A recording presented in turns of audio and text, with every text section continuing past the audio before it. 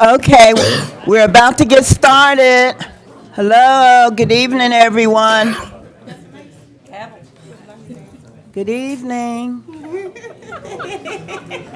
Commissioners, good evening. Hello, good evening. Okay.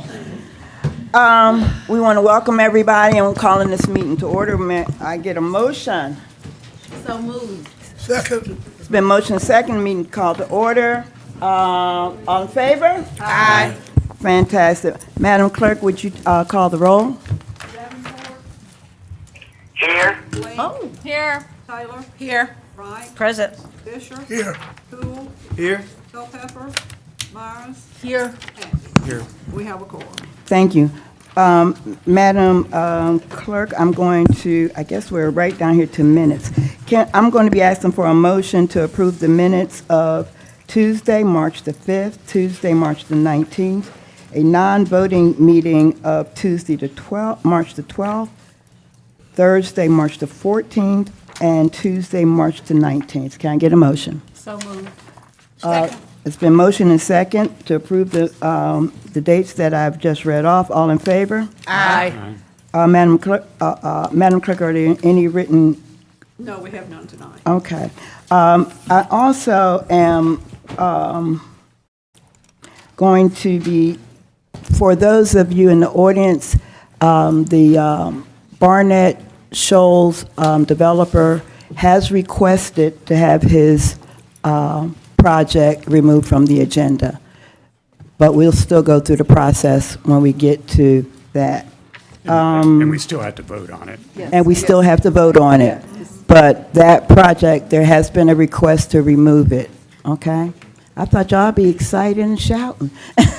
Okay. And we also need to make a motion to amend the agenda. Can I get a motion to amend the agenda from a commissioner? So moved. It's been motioned by, second by Commissioner Taylor. All in favor? Aye. Okay. We're going to move down. Madam Mayor Pro Tem, I'd like to make a motion Oh, okay. after, Yes. from suspending the rules. Oh, yes, you should. Yes, I would like to amend the agenda to add a resolution, and if Judge Drake would read the resolution title, please. A resolution of the Commission of Athens-Clarke County, Georgia, to authorize James Bates Brannon Groover LLP to file a counterclaim on behalf of the Unified Government of Athens-Clarke County, Georgia, against Charles Hardy related to civil action number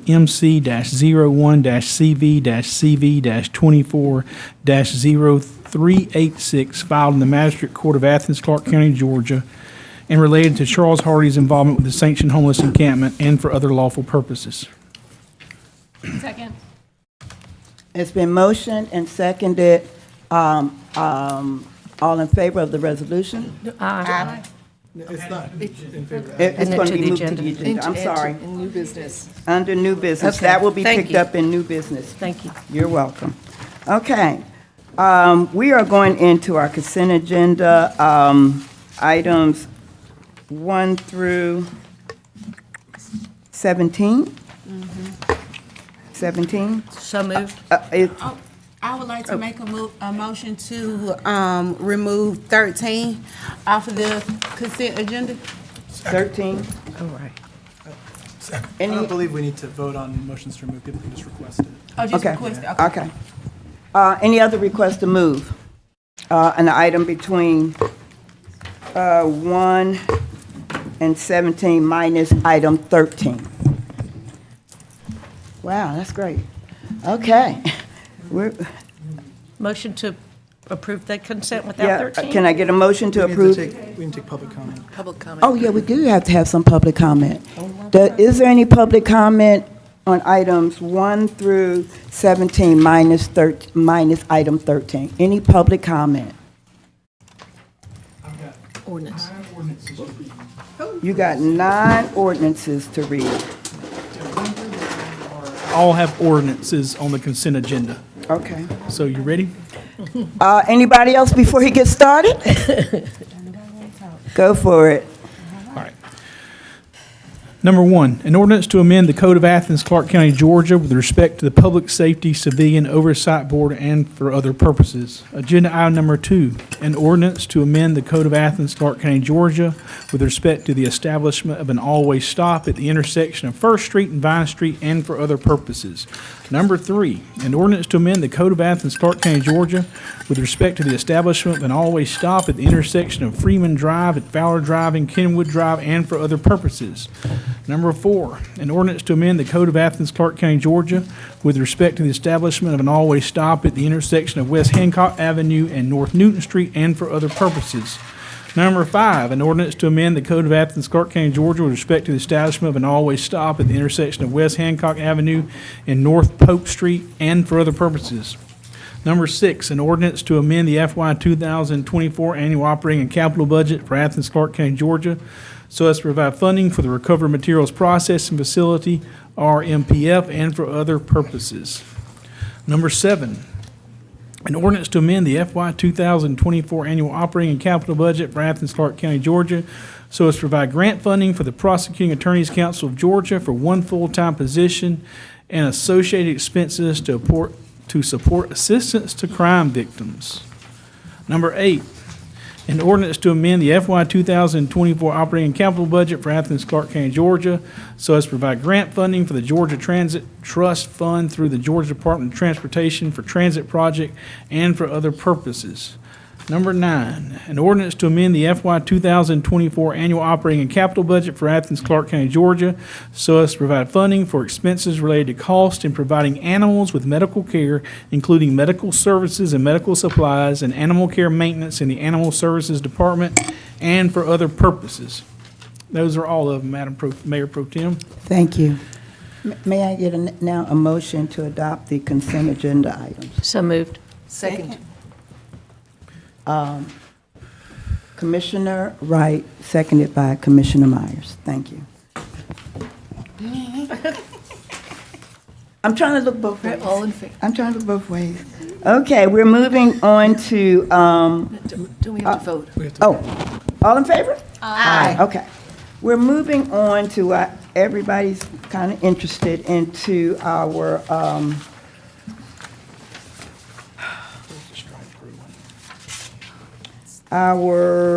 Planning Commission recommendations here, and the first item on the agenda, and this is, I'm sorry, for those that are listening, this is for items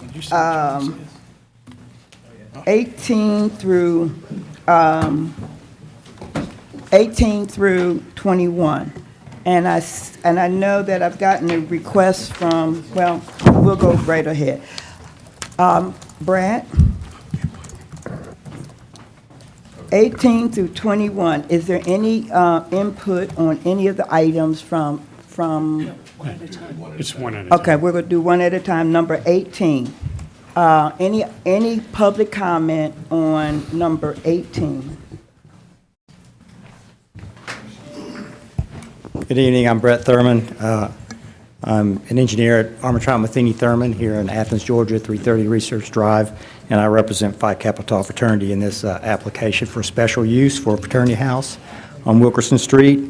As you know, we received Planning Department recommendation of approval, Planning Commission recommendation for approval, and we have had no opposition from anyone from the county so far. So that said, I believe we put together a great plan. You've all seen it, and we hope that you'll support us and vote in favor of this location. Thank you. Thank you. Brad? Is there anybody else for comments on number 18? Okay. Madam Mayor Pro Tem, I would like to make a motion that we accept the Planning Commission's unanimous approval for this unhoused fraternity to become housed on Second. Wilkerson Street. Oh, I'm sorry. Was he coming Wait, up did you want to speak? speak to number I didn't want 18? to speak about 18, I wanted to speak about 21. Oh, okay, just stay right there. We're getting there. Just don't go far. Okay. And I have not had any outreach that was negative about this while it's been out in the public realm, Okay. unlike other locations. Excuse me. If I could get a second. There's an ordinance to that. That's it. There's an ordinance to this, you should just told me. An ordinance to amend the Code of Athens-Clarke County, Georgia with respect to special use approval of a fraternity chapter house in the CDRIV Commercial Downtown River Design Area District for a parcel of land at 141 Wilkerson Street comprising approximately 0.54 acres and for other purposes. So we had a motion, I think Commissioner Hull seconded. All in favor? Aye. Okay, so moved. I'm so glad they found a home. Now we're at item number 19. Is there anyone to speak to item number 19?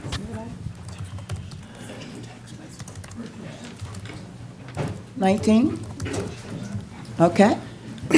Good evening. Frank Pittman with Pittman Agree Engineering. I'm here, engineer representing the property owner at 180 Moss Road. As we explained a few weeks ago, this property is AR zone. We are asking for a rezone to CR so that they can build a neighborhood convenience store with a small connected retail component next door to it. It does meet the future comp plan.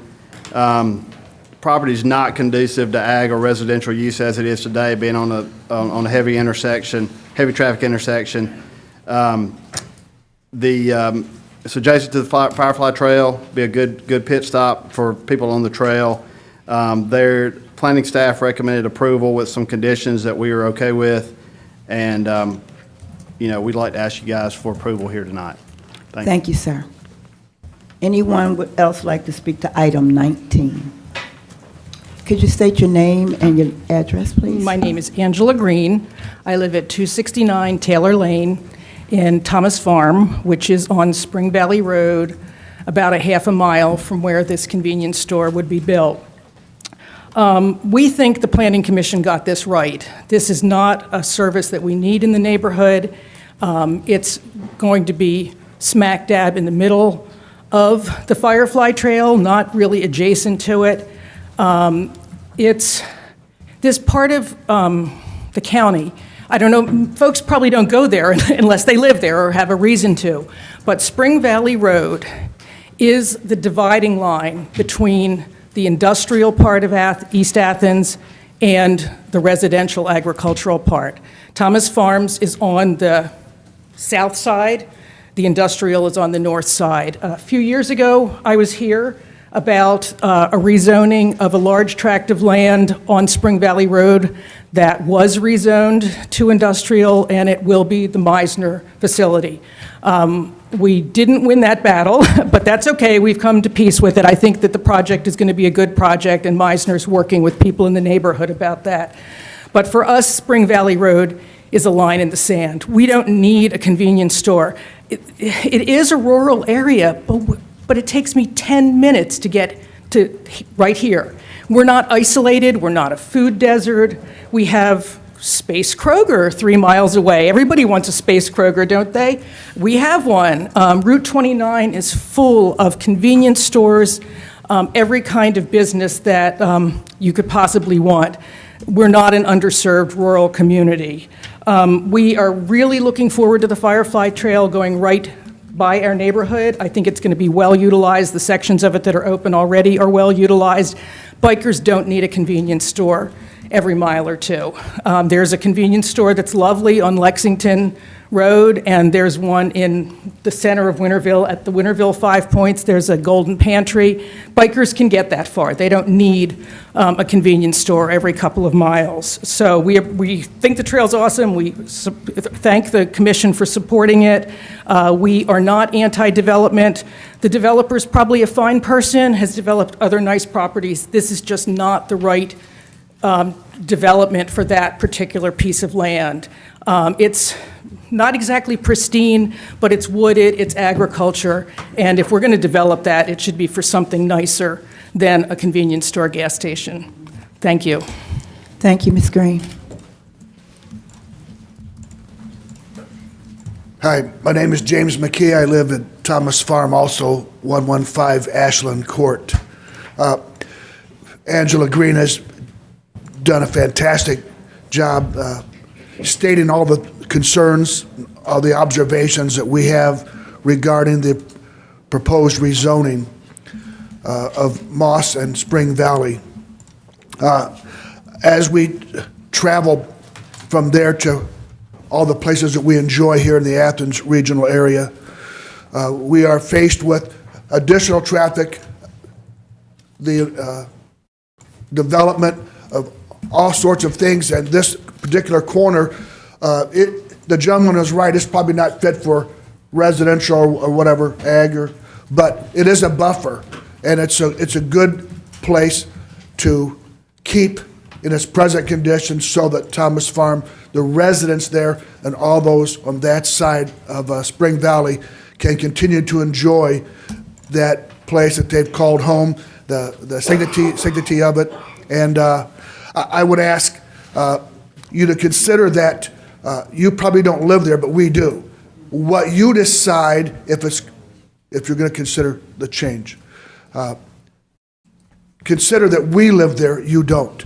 And so what you are deciding affects us more than you. So I'd like you to consider that you would honor the request of the residents there and continue to oppose the rezoning. Thanks. Next. Hi, I'm Marlene McKee, 115 Ashland Court, Winterville, Georgia, and I'm in Thomas Farm also. I do want to echo both those Tom and Angela's thing. I know that you guys have already received quite a few letters, because I know a lot of people have already stated letters, just unfortunately not everybody can come. But I'm going to reread the letter that I sent in.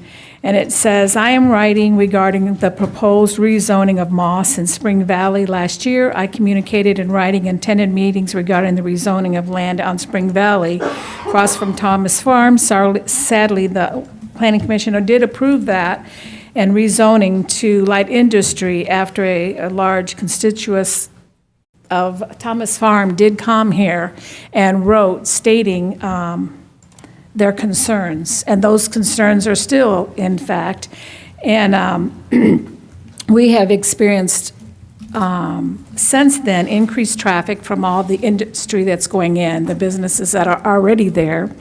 And if you just go down Olympic Drive, you see truck drivers parked on the side of the road. And even this young man, he even stated that it's heavily trafficked. Well, we're trying not to get it more heavily trafficked, and so there's some things we're not going to be able to fight. But this is our home, and it was a place where tax laws and different things were changed, and then it was developed. And since that development, it's we're trying to preserve our little circle, if you want to say it. Because, and I mean, even right now, you're seeing tons of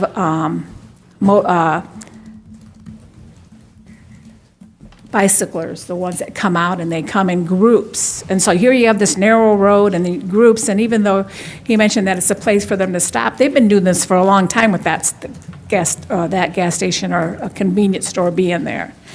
And so we have experienced semis, large vehicles. Additionally, we are seeing daily more trash.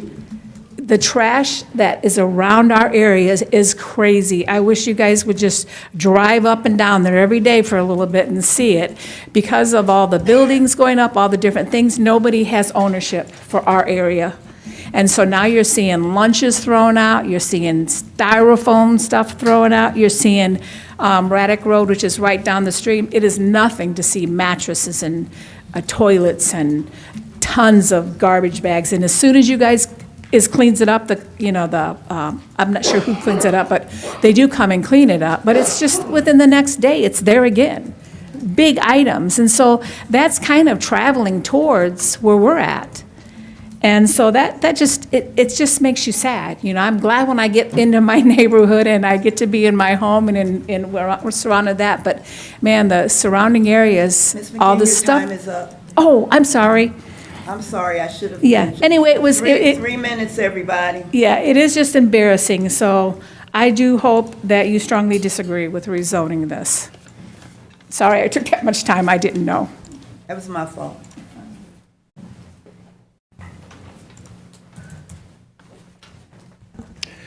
Good evening. My name is Troy Koenig, and I live on Glendale Heights at 141, which is just around the corner from the opposed rezoning. And I am opposed to the rezoning. I've only lived here in that neighborhood for about 4 years now, but even in that time, I've seen the character of the area change a bunch just from all of the increased industry with the movie studio and some other things that are, you know, the different distribution centers that are being built out there. And I think one of the earlier speakers said it the best way, is that Spring Valley is the line. Spring Valley is the difference between what is industrial and what starts to become the outskirts of Winterville. And for those of us who live there, we already see in the mornings and in the evenings at that stop an immense amount of traffic that builds up there. And my question is once you put a gas station or a convenience store in there, what is that going to do to the traffic patterns there that are already tangled and snarled? And so is there going to have to be turn lanes put in? Is there going to have to be a light put in? How is that going to affect the people who are already zoomed through the neighborhood way faster than they ought to? I'm opposed because of what I perceive as the pollution from said gas station. I'm not just talking about the runoff, but let's be realistic. At night, there's going to be floodlights that light up the night sky that are going to, you know, drown out stars and everything else that we get to see out there in our little remote patch of the county. There's going to be noise that's not there now, and I don't want to see. It's kind of a nice little out-of-the-way little corner where the convenience of the city is already available to everyone, but you are remote enough that it's not intrusive all that much. I did a Google search today. As far as I could tell, there are 3 gas stations within 3 miles of that proposed site, one of which is only 1.5 miles away in the middle of Winterville. So I don't see the need for another store there.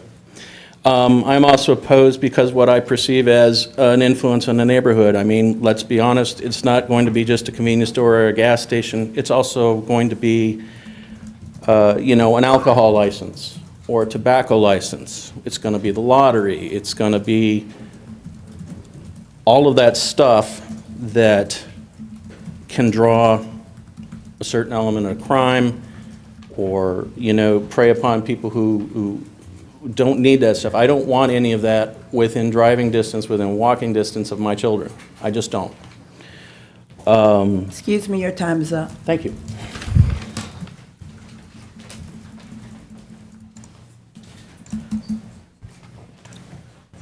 My name is Jan Mizuko, and I live at 140 Glendale Heights Road. I've lived there since 1988, and I won't reiterate what everybody else has said, but I just feel that a gas station in our area, in our residential area, is inappropriate, and it's not wanted, and thank you. I'm Claudia Limas, and I live at 110 Winterwood. I actually live in the first house in the second community, so I'm like right in front of where the gas station would be at. And I oppose to this because there's already a lot of garbage outside, like in the front house of the house. There's garbage always all over. So I can't imagine now with the convenience store being right there. And it's so close to our house that probably in a minute it will be like just crossing the road towards my house. And the air pollution, how they said, and we have so many plants out there. You know, this is what we call our home, and this is something we don't want. Thank you.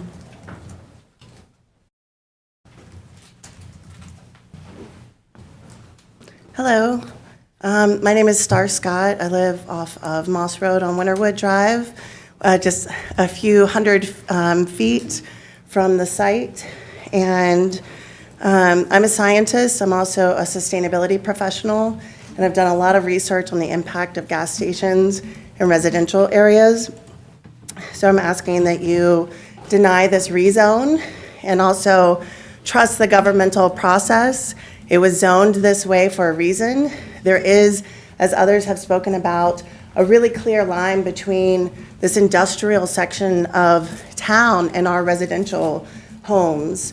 So I'm asking that you please prioritize our homes. We're tax-paying citizens, and really we should be prioritized over private business interests. Also, this is the Greenbelt. We really don't want to break that Greenbelt for a gas station. This is going to be where our beloved Firefly Trail is going to come by. It's going to pose a hazard for people on that trail, even if it's well-designed. If you live out that way, you know how busy this intersection gets at several points in the day. I think it's going to be a nightmare if there's yet another reason for greater congestion there. So please also recognize that the Planning Commission unanimously voted against this rezone, and we all got up and I shared a lot of science that night as to why we don't want to see this. I'm happy to share that again. But also, I just want to say that gas stations pose significant hazards to neighbors in residential areas, especially children. So they drive myriad environmental problems from ground level ozone caused by gasoline vapors, groundwater hazards, and other exposure hazards. So there are well-documented and studied health concerns for those living close to gas pumps.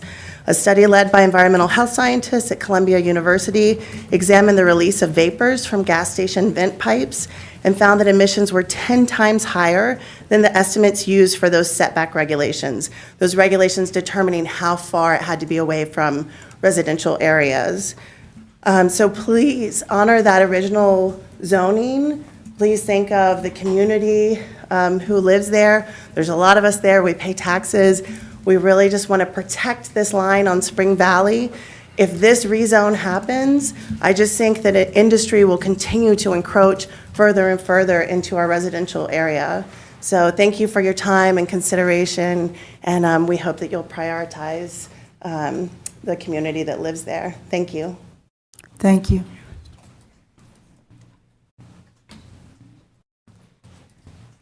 Hi, thank you. My name is Rusty Williams. I live at 140 Winterwood, right off Moss Road. The application report is inaccurate on several key points. It states that the proposed rezoning will not negatively impact the surrounding property values, and there is a vast amount of research demonstrating otherwise. Gas stations in residential areas in the southeast are well documented to lower property values. Multiple studies have demonstrated that the correlation between residential sales of alcohol and an increase in crime. Additionally, the presence of a convenience store is correlated to higher crime rates in the residential areas. It states traffic patterns will not be negatively impacted, yet there are many studies that demonstrate that the negative impacts of gas stations near residential areas include traffic disruptions, increased accidents, environmental degradation. The report also states that a gas station will be needed to provide for current and incoming industry in the area, as well as for the Firefly Trail. I love the Firefly Trail, and there are 2 gas stations in close proximity to this site, the Circle K on 29, 2.3 miles from the site, and the Golden Pantry in Winterville, only 1.6 miles from the site. There's also 10 gas stations within 4 miles of this place. It's not a food desert or anything of the sort, and if you put that there and we're trying to have this nice, beautiful green belt with the people on the Firefly Trail enjoying their time, it's really dangerous to have all that traffic coming in and out of a gas station right there. It's just, please honor the original zoning of this site and prioritize the health and well-being of the citizens and residents of our community, as well as our properties. This area has grown to become a primarily industrial area for Athens-Clarke County, and we are begging you to protect what is left of the fine line between residential and industrial uses in this area. Thank you so much. Thank you, sir.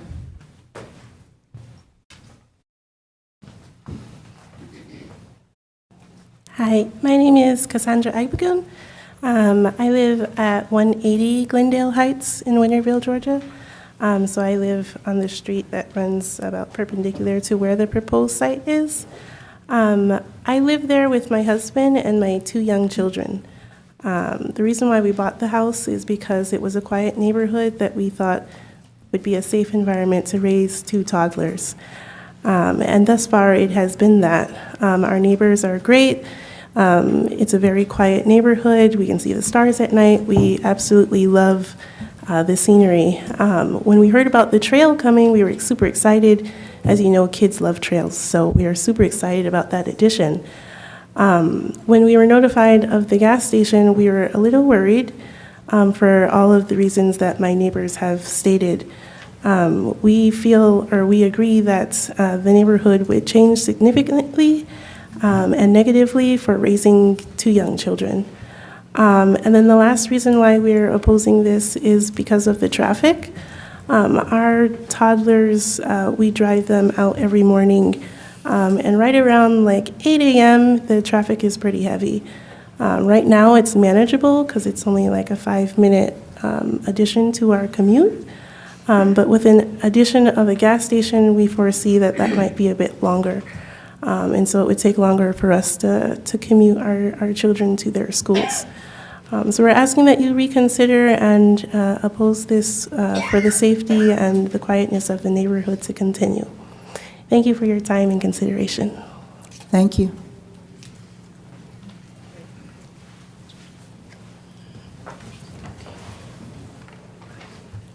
Good evening. My name is Pamela Moody Bailey, and I'm a resident of 176 Glendale Heights. And I strongly oppose this rezoning of the property of 180 Moss Road. As an individual who has lived in this area my entire life, I know how much our community respects the fine line that separates residential from the industrial side of Athens-Clarke County. This same respect has led us here this evening in hopes of being heard, understood, and respected as well.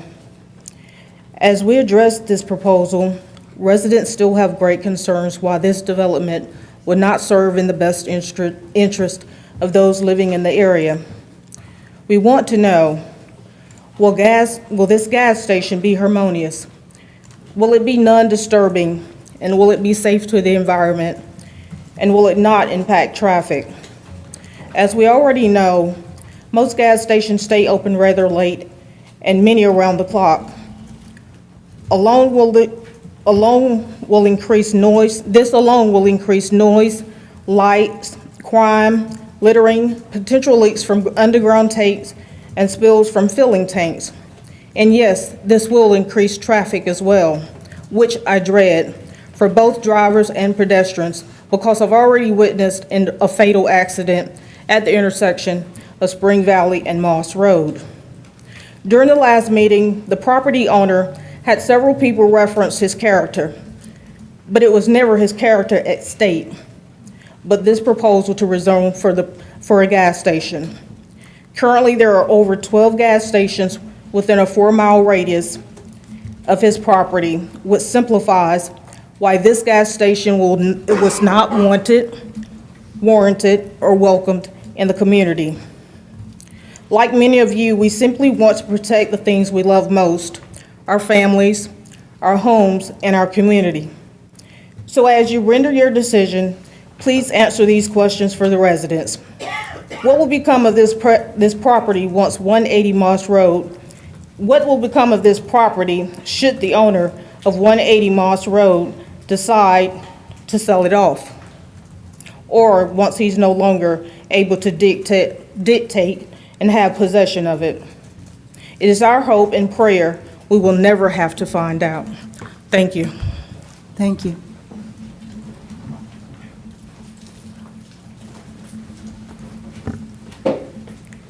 Hi, my name is Crystal Barber, and I live at 140 and 130 Moss Road.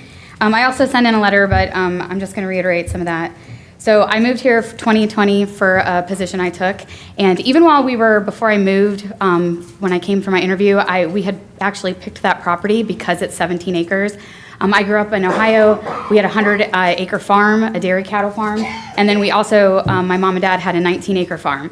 So I'm definitely a farm girl at heart. So that 17 acres really sang to me. And I'm married. I have 4 kids. My mom moved with me. My aunt and my uncle have since moved with me. So we have we call it the Barber compound. It's family ran and run. So far, we have chickens and quail. I do worry about the impacts of a gas station and kind of little strip mall that it's going to have on everything. You know, when I bought that property, I knew it was AR. When the gentleman that bought the property in 2007, he also knew it was AR. He knew it would take a reclassification or rezoning to get it to what he wanted to do. He also tried to sell it in 21 and 22, probably because he knew that we would be here at a rezoning request. He bought it taking a gamble that it would get rezoned, but I'm asking, please, keep it at the original zone. Like everyone else has mentioned, there is a barrier. It's really nice to have all of that green acres, especially with the Beltway and the Firefly coming in. Also, we did there was some information done with big data, and Moss Road was the #1 sped road under 25 miles an hour in the county. Adding a gas station and a strip mall is just going to add to that. And we just don't need it, especially when, like everybody else mentioned, it's really nice at night. You can come look at the stars. You can hear the chickens. You will not hear that if there's a gas station on the corner. I know we've all had different numbers of gas stations, but when I looked the information up, within 3 miles, there was 17 gas stations. If you go out 5 miles, there's an additional 14 gas stations and $2 stores. There's not a reason for a gas station or a strip mall. There's plenty of other property, literally right across the road. There's industrial property that they could purchase that makes much more sense for a gas station rather than taking the 2 acres and just wiping it clean of trees. I know that there's been plenty of other projects that you talk about wanting greenery. This is a perfect example of having greenery and taking it away for hopefully, you know, a reason better than a gas station. So thank you so much for your time, and I appreciate it. Thank you. Any more comments on item 19? I'm sorry. I'm sorry, sir. Hello, my name is Ashok Thakkar. I am the person applying for the rezoning permit. First of all, I thank you all for your selfless service you have committed by holding this esteemed office, and after viewing hours and hours of videos to understand this process, I discovered you all have a very difficult job. You have taken upon yourself, much more difficult than I ever can imagine being a part of. However great the rewards of feeling accomplished for a job well done. That is the reason today I will not have any other person than myself to present my case in order to keep it short, as I believe I have already exhibited to you in the previous meeting the support I enjoy from my customers in my present business. And should you see fit to give me your permission, I will prove to enjoy the same in my new place of business. Everything that I needed for you all to hear, I think all my well-wishers have already said. Any more would be just repeating the same. I'm just a small businessman running a corner store, and that's what I do best. Of the 5 commissioners who had a comment last time, I thank you for your indulgence. And for the 5 commissioners who refrained the last time, I would be absolutely available to answer any questions that may help you make a decision for my permission. Commissioner Davenport had a question about the lighting being a reason. And I would refer, if it's possible for you to look at a Google Earth street view of that corner, and you will see that the place that he had a concern about already enjoys a very thick buffer of trees. And I have photos for that if you would like me to submit it. But that answers that question. Commissioner Howell had a question about electric cars. I can say that I can make it a part of my application that says that I will have 1 electric charger for every MPD that I have installed in that premise, in working condition for 5 years, regardless if I make money on that separate enterprise or not. At the end of 5 years, if it's a profitable enterprise, I mean, that's a cash cow that nobody wants to let go. So it might grow to maybe double the stations for electric charging. And, you know, day comes when there is no more gas stations required. It can easily be retrofitted to all charging stations. That's all I have to say, and I thank you once again for your time and I hope you see fit to give me your permission for that. Thank you. Thank you. Okay, I believe anyone else in the audience would like to speak to this item. An ordinance to amend the Code of Athens-Clarke County, Georgia, with respect to rezoning a parcel of land comprising approximately 2.8 acres of land located at 180 Moss Road from AR agricultural residential to CR commercial rural and for other purposes. Excuse me, sir, did you want to speak Yes. on item 19? Is this open?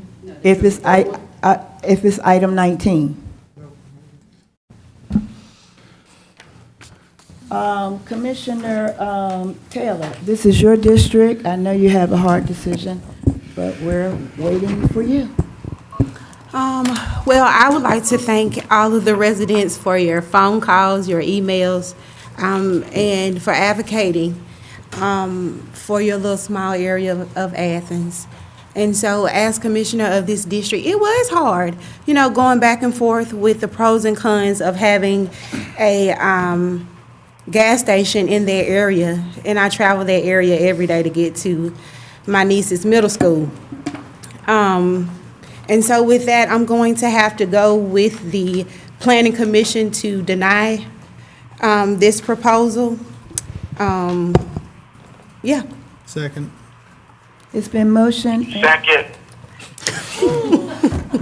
Okay. To have it poured in the box.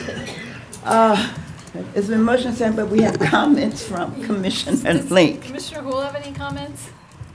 I was going to go with Commissioner Davenport, but go ahead, Commissioner. Commissioner Davenport? Sure. Sorry, Patrick. Yeah, I guess I'll just explain briefly my rationale for opposing. It's not in any way a judgment of the applicant, who I think is a great person and could do something good here, as I think we all know he does elsewhere. To me, commercial rural on this corner, like, actually would make sense in a lot of ways, but a gas station, among other things, being allowed by right under our code for commercial rural zoning is something that doesn't make sense to me. And given that that is what would be allowed by right with a straight-up rezone, I don't feel comfortable supporting it. I did want to note the staff report we got. I had a question about this in our agenda setting. You know, we could, for example, approve a rezone that placed further restrictions than what's allowed by right on here, like restricting the lighting and excluding gas stations as a by right use. But the broader question I'd love this body to consider, separate from but related to this matter, is whether we want to allow gas stations by right. To me, it's very strange that we do, kind of at all, given the known environmental repercussions and health repercussions, but certainly in commercial rural and commercial residential. Those are areas, or commercial neighborhood, I guess, are areas where I think we should look at our code. So anyway, with that, I second Commissioner Taylor's motion to deny, or third, whatever. Commissioner Link? Yeah, I had similar kind of questions about the zoning specifics. And, you know, by right, a small restaurant would be allowed here. A convenience store would be allowed through the special use permit. And I have a question for Brad. That convenience store, does convenience store by definition include gas station? Yes. So why didn't this just go through a special use permit rather than a full-on rezone? It's currently AR zone, correct?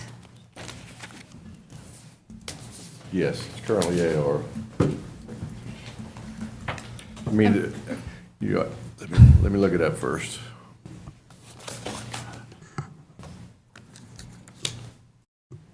I mean, one thing it would have done, it would have restricted the entire development to 2,500 square feet. Mm-hmm. By definition, that is what a convenience store, that's the way it's defined. Once you get above 2,500 square feet of floor area, like most of the QTs, racetracks, that kicks it into quick vehicle servicing, which is not permitted, and it would have limited the use of that property only to the single 2,500. Okay, so by going through a full rezone, it could have been an expanded. It allows for additional uses to take place on the property. Okay. And yes. Yeah, I mean, I think this is a fine location for, you know, a small kind of convenience store or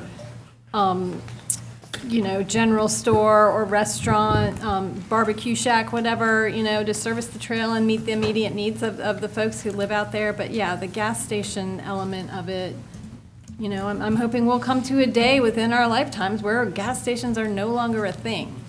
And there are certainly, health risks.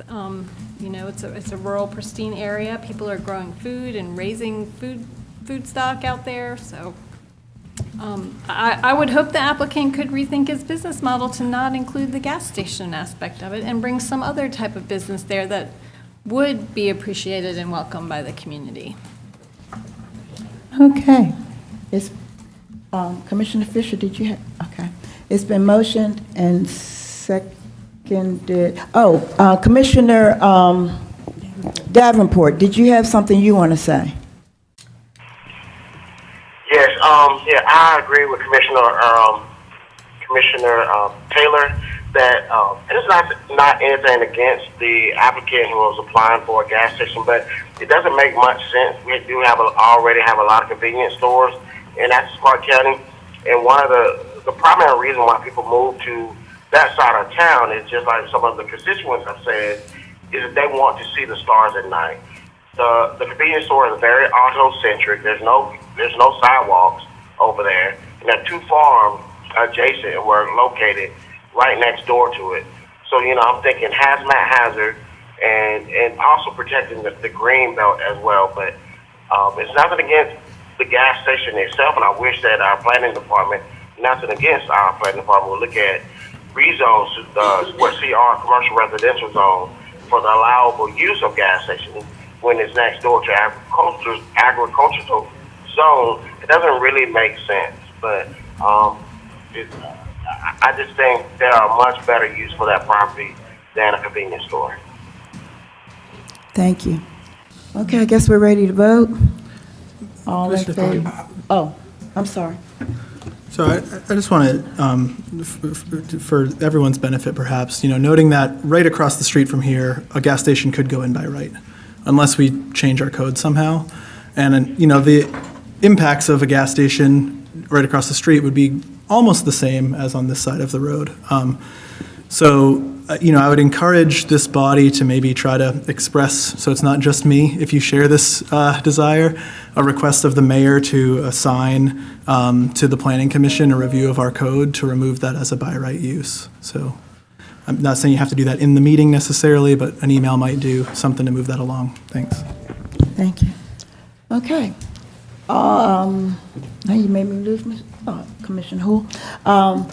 It's been motioned and seconded that this request is going to be denied. All in favor? Aye. Anybody opposed? So be it. Thank you, the residents and Mr. DePica.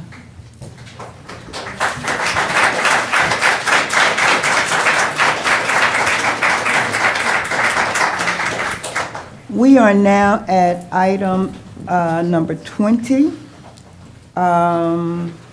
20, and this is the Green Acres Baptist Church, Barnett Shoals, and I think this was an agenda change.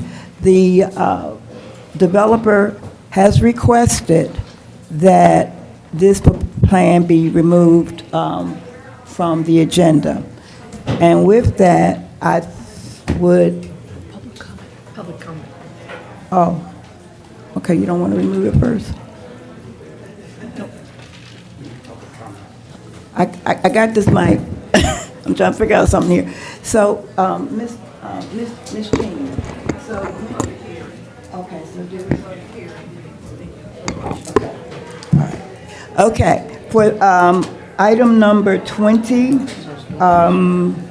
is there any public comment? I think there were two people that actually requested.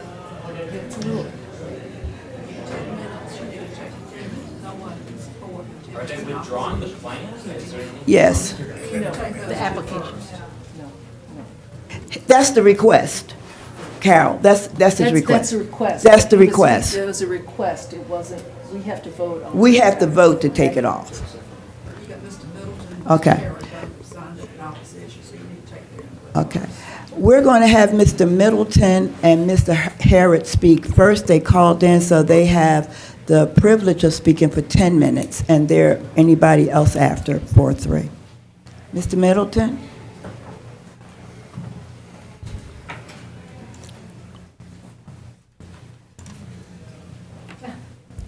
So would you tell me, please, what I'm speaking about at the moment? I'm opposing the, I'm here to oppose the proposal. Is that what I am? If that's what you came to speak for, that's what we're going to listen for. Proposal, the housing proposal is to be discussed. Is that correct? Yes, sir. Yeah.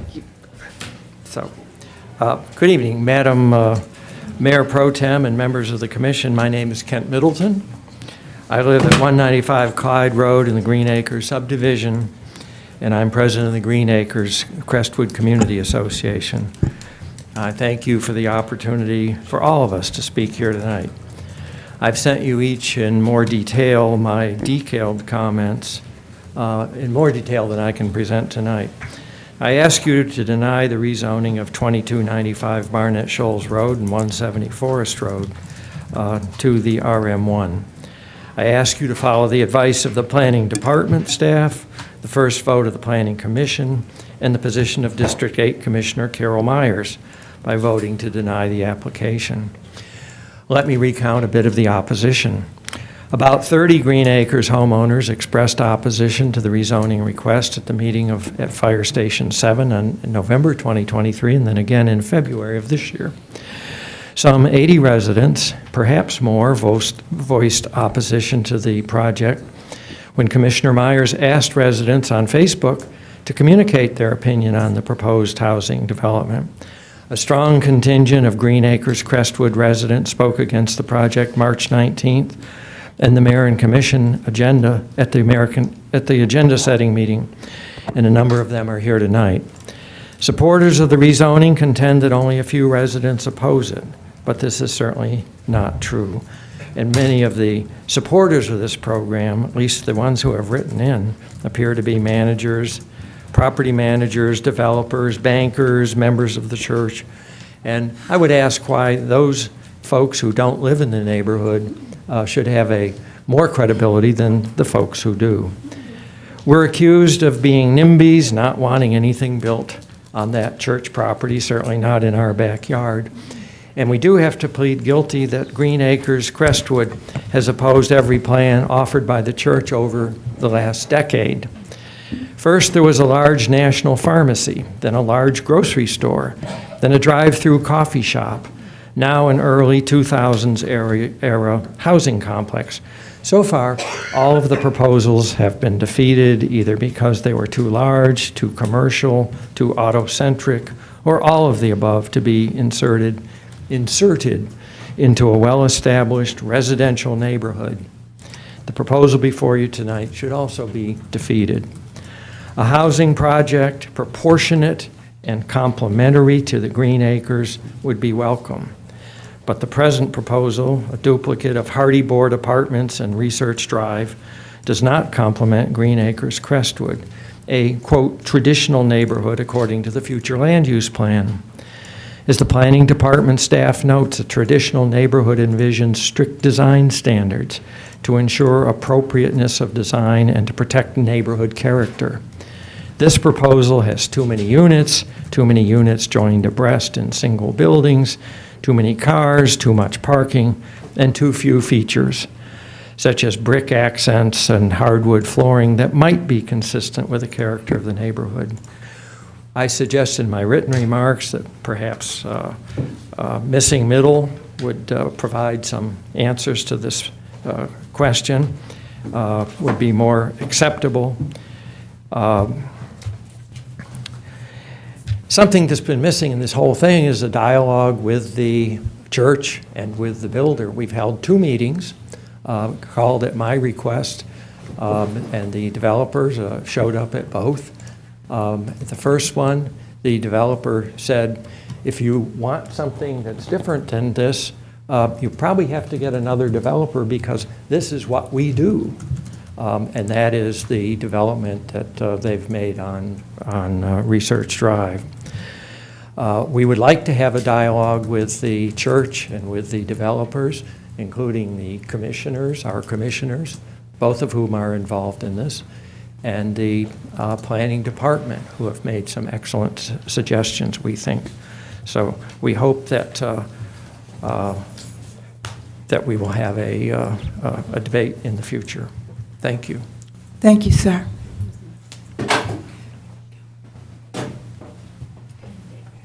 Your name, please.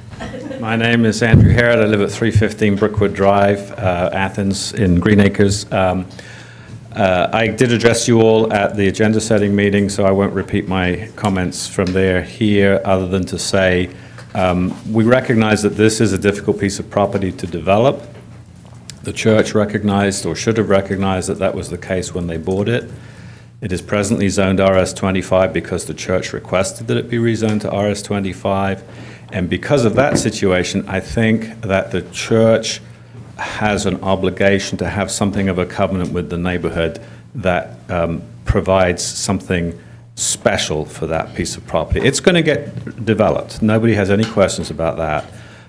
But this development, in my opinion, and the opinion of many of my neighbors, is really not special enough to justify the tremendous change to the neighborhood that what is being proposed will bring.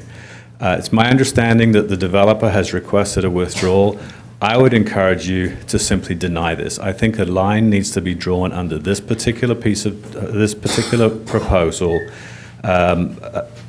What they're proposing to do is to simply tweak this around the edges, and I think really what needs to happen is a period of time where the church and the neighborhood and perhaps a different developer can come together and come up with a much more imaginative plan for this piece of property, and that will take some time.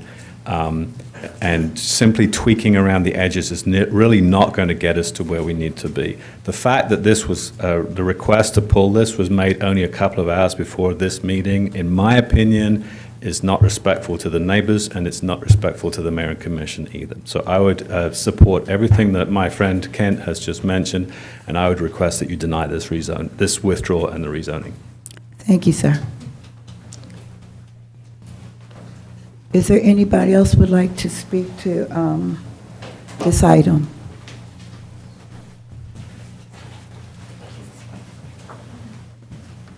My name is Brad Hankins. I live at 598 Forest Road. Just to address the not in my backyard characterization that we objected to an Aldi grocery store, but it is thriving just down the road from this piece of property. We also objected to an Eckerd's drugstore, which was also built and is thriving as a Walgreens just down the road. And we also object to this project because it encroaches on our zoning protection. It destroys one affordable home, isolates another affordable home in order to build unaffordable, unimaginative cookie-cutter condos. Why should the promise made by our existing zoning be violated by this developer who never asked what he could build that we would agree to? We are an extremely diverse neighborhood, all ages, all economic levels, skilled tradespeople and PhDs, all races, all religions. We all live side by side. Please preserve the sanctity of our neighborhood and deny this zoning request. Thank you. Thank you, sir.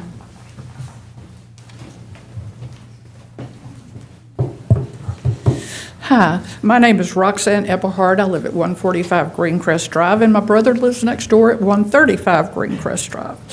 And I'm here once again to oppose the development of the property behind our houses into apartments, townhouse, condominiums, whatever you want to call them. As I've stated in each of the meetings where I've attended my opposition. My family and I are probably the longest residents of Green Acres for 75 years.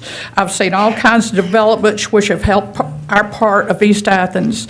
I am not opposed to development when it is appropriate for our area. This, however, is not appropriate. I understand for some have said old people and less intelligent people are against this, but I resent this being an argument. I said at the last meeting here, and I say again, our so-called mayor has opposed the city of Athens' criminal element and has proven when an innocent student was murdered. I'm 72 years old and not much longer for this planet, but one day my descendants will inherit my property and I want them to be safe. Not one of you on this board would approve this kind of development if it were literally in your backyard either. I want you to know I have no objections to the property being developed. I just have mercy on those of us who are directly involved. How many of us are directly involved around Greencrest Forest and Brookwood? There's a lot of us who are physically directly involved. I know greed is the #1 incentive for developers trying to push this project. Those of us who are Christian knows where greed leads. Please don't approve this development. You don't want it in your backyard. Good evening. I'm Sinclair Jackson. I live at 290 Forest Road, and I'm here with my family. Excuse me, Paul and family tonight. They live next door. My 3 elementary-age grandchildren ride their bicycles on Forest Road. One's here tonight.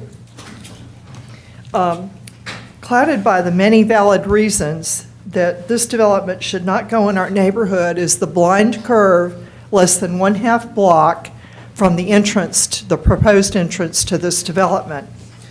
Overflow parking from this apartment complex will obstruct one lane, making a dangerous situation even worse. Will the church allow overflow parking in their preschool parking lot? I don't think so. I don't think that's going to happen. An affordable family home will be torn down for the entrance. On either side of this home are 2 more affordable family homes. They'll be left basically standing alone, untenable. I mean, who wants to live next to a busy entrance? This area will be ripe now for commercial rezoning, which will creep into the neighborhood. I know the county wants the tax base this development will bring, and the church wants to make a handsome profit. I realize that progress must happen, but a better fit for this neighborhood and the community would be an assisted living. The parking and noise concerns would be pretty much abated. Thank you for hearing us today, and please vote no. Thank you.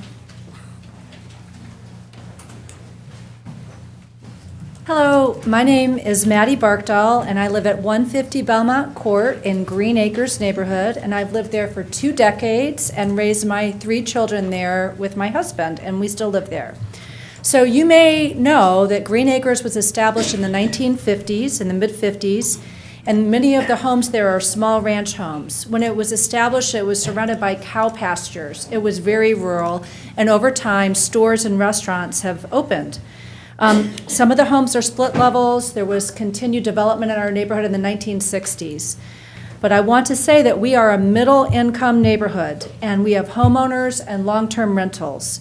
Housing prices in our neighborhood, like every neighborhood, have increased since COVID, but please note that a year ago, there was a 3-bedroom, 2-bath house that sold in our neighborhood for $270,000. So this is just saying we're a middle-income neighborhood. We are a diverse neighborhood with a racial mix. We have families with school-aged children. We have couples. We have single people who live there.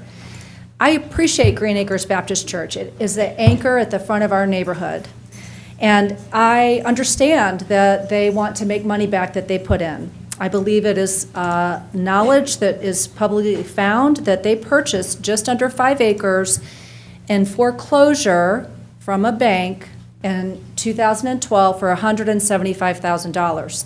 And at that time, they knew it was basically landlocked. You know, there was houses all around it, there was commercial, there was no entrance to come in and out. And they knew that when they purchased it, right? And they knew the zoning when they purchased it. And then in November 2012, they purchased 170 Belmont Court for $100,000, right? So 12 years ago, they purchased a house there for $100,000. So they've put in $275,000. I understand that they want to get their money back out, they want to make a profit, I get that. But why should the neighborhood have to have 76 bedrooms on about 5 acres of property? Right? Why do we need 76 bedrooms? We could have something else where we could have 25 bedrooms or 30 bedrooms on that size property, and that would fit much better. So when I spoke last time, I talked about cottage courtyard as an example. So thank you for listening to us at the agenda meeting, at this one. I'm not sure what it means about withdrawing the proposal, if it just means putting it off, but I encourage you to vote no, just as Andy Harrod had said. Thank you. Thank you.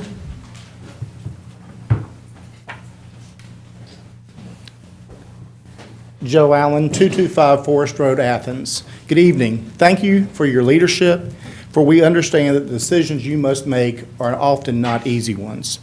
Over the past several weeks, you've received numerous emails, texts, phone calls, and letters regarding the proposed development. And I just want to say thank you for intently listening to the people of Green Acres, who I believe represent the views of the majority of that community. And we are begging you to deny this request to withdraw. These are the people that you know. They're the ones who have put down deep roots in this part of Athens over the decades, and they want to keep nourishing the east side. They're not a bunch of elitists who refuse to compromise. They're not anti-development. Green Acres, as you heard, is a mosaic of diversity, of people who want to see a well-planned and thoughtful development that transitions from our single-family zoning to the commercial zoning of Barnett Shoals. Just quickly, I just want to remind you of the words of your professional staff, the people that you've hired, when they recommended denial. Your staff noted that this proposal leaves gaps in its compatibility with the comp plan and the neighborhood development pattern. It misses opportunities. It does not increase the supply and variety of quality housing units at multiple price points. It does not promote connectivity. It does not provide for efficient circulation. Over the course of the many weeks, you've heard the words of affordable housing and missing middle thrown out. And again, your staff calls that out and said this project would not qualify for such a label. The planning professional remind us that the current proposed development would create an isolated district. Even the planning commissioners suggested that a more thoughtful design would be a better fit for this site.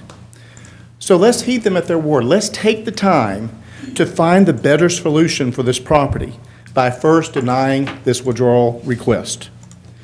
As you've heard, we are open as a community to real, values-driven, open, honest, transparent, and equitable conversation about the future and about this property in the future. As you've heard, we know this property will be developed. But let's not just tweak the proposal. Let's just not repackage it, put lipstick on a pig. Instead, let's be prepared to work together with all the stakeholders to dream better than what has been proposed or what may be tweaked. In return, the developer and the church get their profit, but equally important, the community gets an appropriate and proportional development. Thank you for your consideration. Thank you, sir.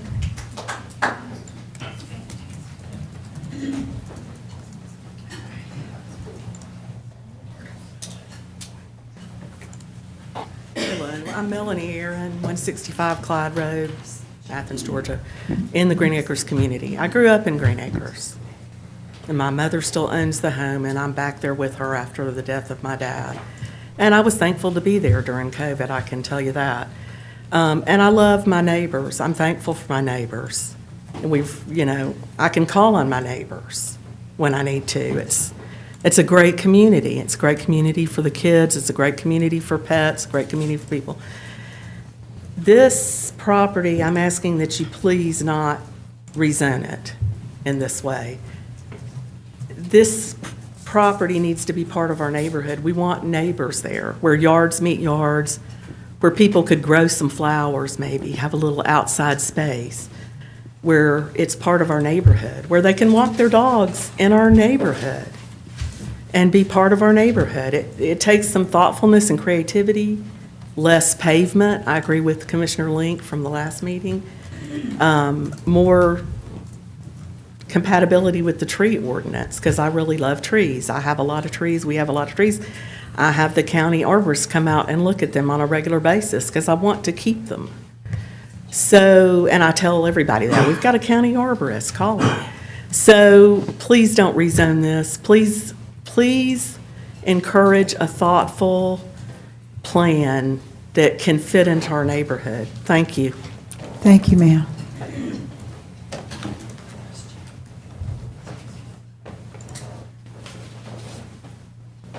Good evening. I'm Jane Fitzpatrick. I live at 260 Forest Road, and we meet again. And again, I am here to ask that you would deny this proposal. Both at the agenda-setting meeting as well as tonight, you have been presented with some very valid and justifiable objections regarding this proposal. These objections have come from residents in Green Acres as well as our Commissioner, Ms. Myers. Comments have been presented in an accurate and respectful manner. I will not take your time to revisit them. But so that you may better understand our neighborhood, please let me tell you a few things about my immediate neighbors. When I stand in my front yard, I see a home where a graduate student of Russian heritage and her family live, the home of a retired elderly neighbor, two homes, one across the street and one next door, where young families live, the home of a wonderful African-American family, the home of an Asian educator. My neighbors range in age from pre-K to mid-80s.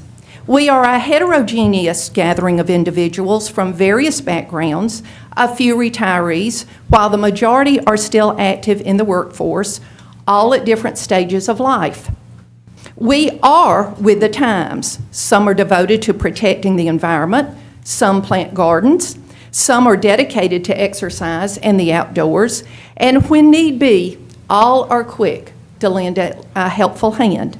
This is just one small glimpse into our neighborhood. However, the diversity of ethnicity, age, ideology, and style are evident.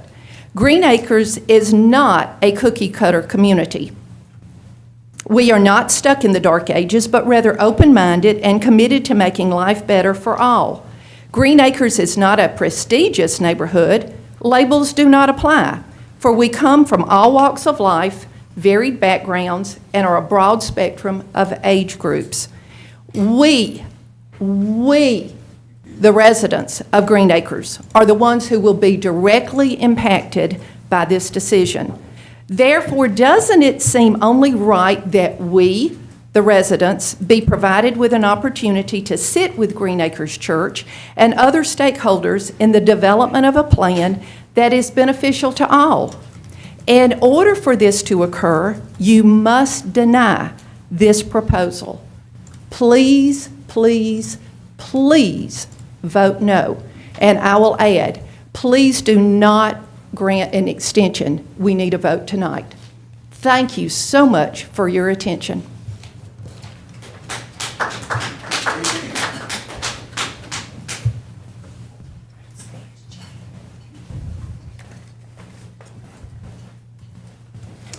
Good evening. My name is Matthew Mendocino. I live at 125 Brookwood Drive in Green Acres. I'm a lifelong resident of Athens. I'm here today, this evening, to express my disapproval against the rezoning request, totally against it. My family and I have lived in Green Acres for over 55 years, and we currently reside in two homes at 125 and 135 Brookwood Drive.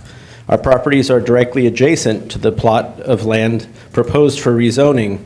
Owing to this adjacency of our properties, it cannot be overstated how the proposed rezoning and development will have the greatest negative impact on the daily life of my family, as well as my neighbors who also share a border with the property in question. I find it quite perplexing that Green Acres Baptist Church, who shares its namesake with our surrounding neighborhood, did nothing in the way of garnering prior input or feedback from residents regarding this matter. I've yet to meet an actual resident of Green Acres that is in favor of this rezoning.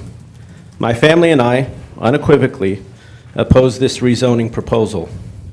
It simply does not fit the character of the neighborhood we've loved for so many years. Thank you. Thank you, sir.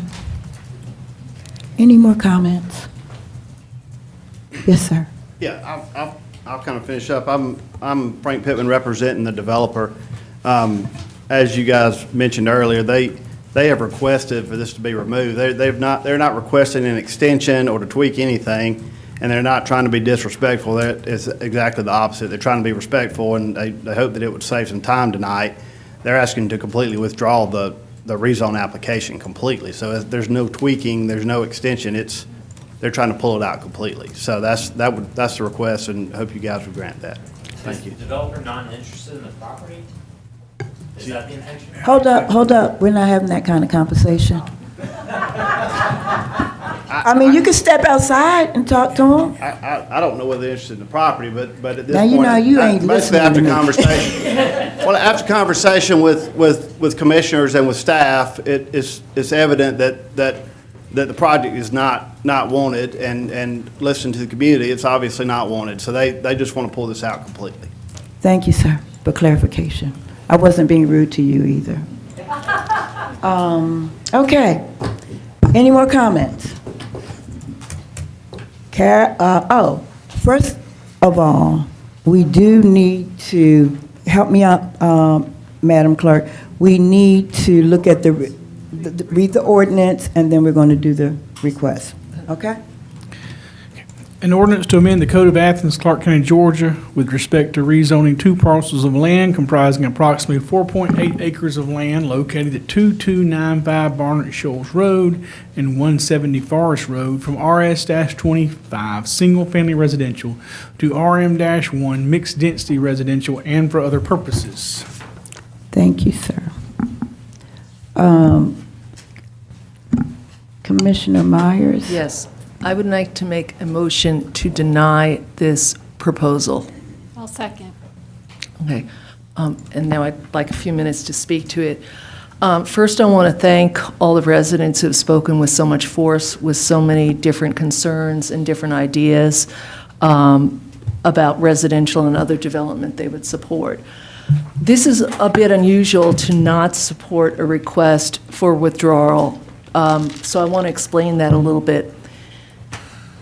There is no indication what the developers, but there's no indication that the developers will develop something that addresses the desire for the Green Acres neighborhood to use this 4.5 acre piece of property for a unique development design.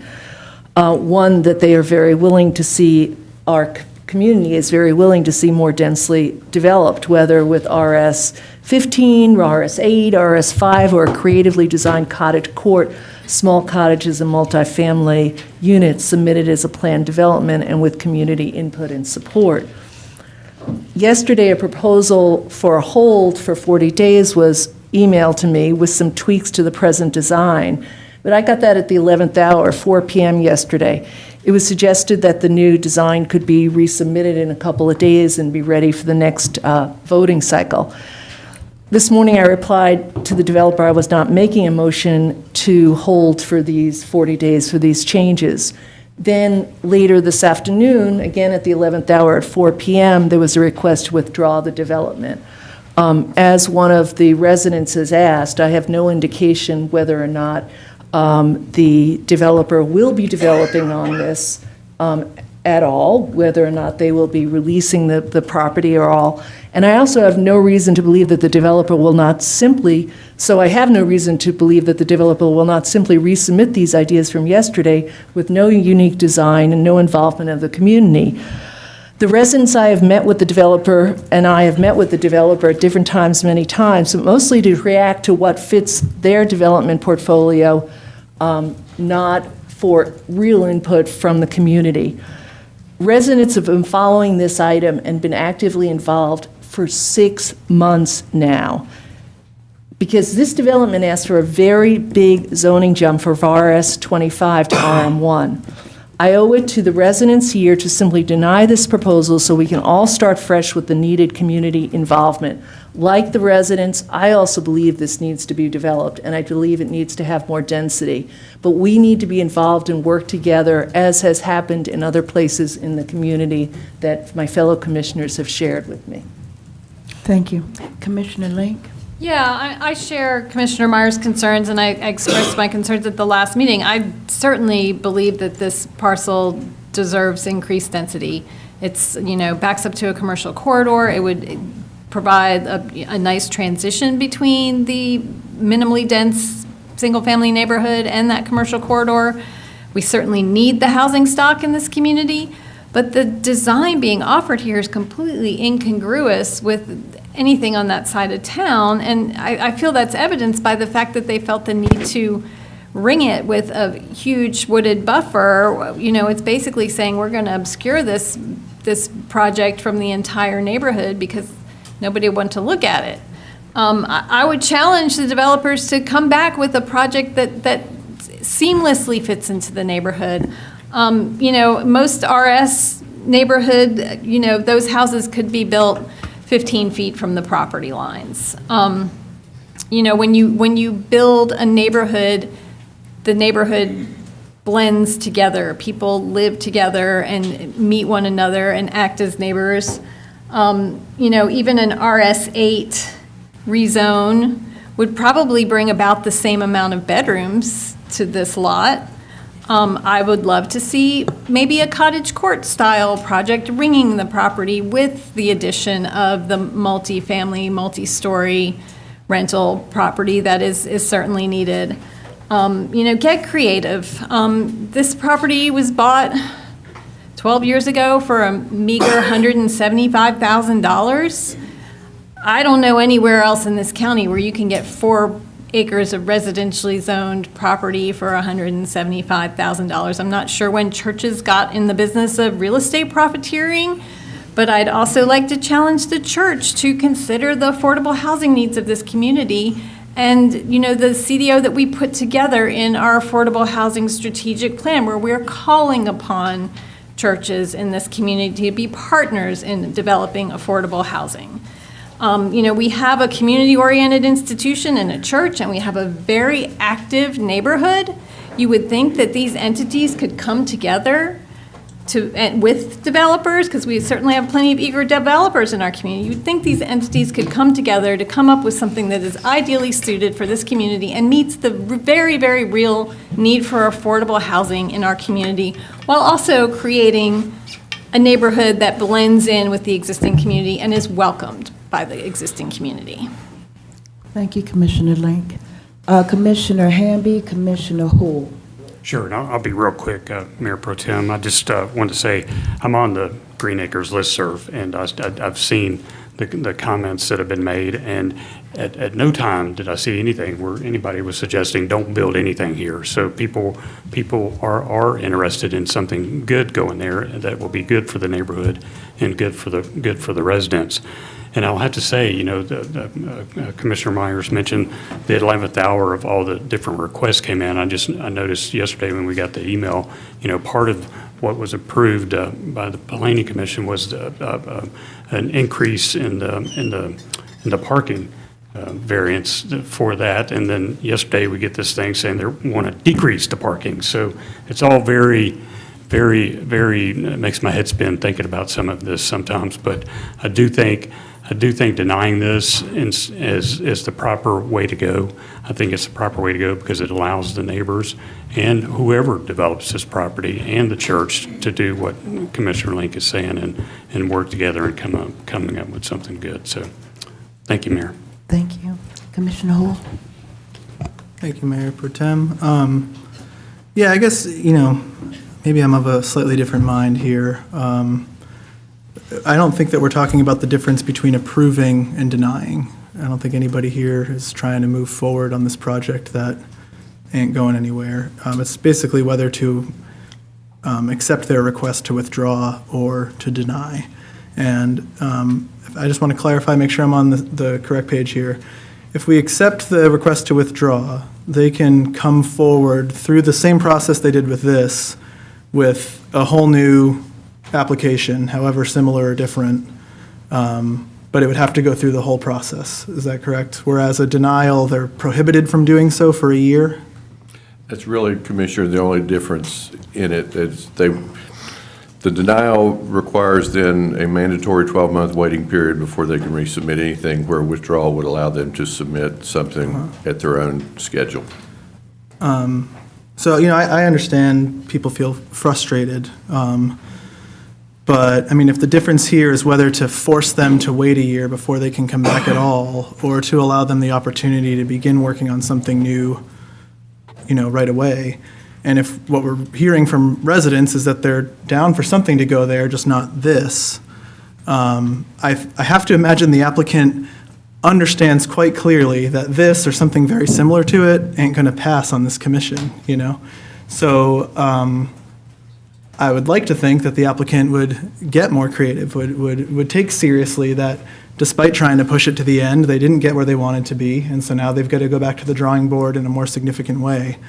I have to imagine that they would either do that or get out and let somebody else get in. So, the other thing I want to note is that time does matter. We've already got a massive shortage of housing. We've accepted this affordable housing investment strategy that talks about how we have a shortage of over 5,000 units. Even if everything we've approved is built, it's not going to be 5,000 units. That's for the existing population, which is growing. And so, I want us to be cautious about how we support general concepts, but then often struggle to advance specific things that bring those general concepts to fruition kind of piece by piece.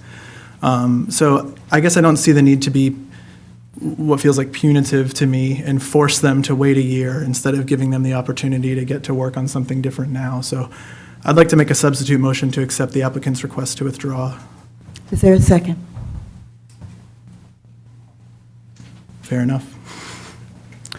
We're not clapping either. Okay. So we're going back to, the substitute motion has died, so we're going back to the original motion, and I believe we probably need to do a roll call. Madam Clerk? This is to Mayor Pro Tem, can I Maybe. speak one more time? Yes. Yeah, I Yes. just want to say that, assuming we deny this, wherever it comes out, I want to say right away to any developers in the church that I will work immediately with whoever wants to start thinking. These things, planning takes a long time in getting people together. So I want to follow through on what we as a community have said about working with people and developers to get something, and I love Commissioner Link's words about getting something that actually integrates into the community, so that we become neighbors. Anyway, that's all I'm going to say on that. And so I want to make sure that I publicly say that to this developer or to any other developer will be coming forth as well. Okay. Madam Clerk? Yes to deny. Hamby, Yes. Davenport, Yes. Link, Yes. Yes. Taylor, Yes. Wright, Yes. Fisher, Yes. Hool, No. 7 yes, 1 no. Okay. Motion to deny this project has passed 7-1. Okay, we're going to move right along. Thank you, everybody. We're going to move along to item number 21. 21, and I do know there was somebody here that wanted to speak to that.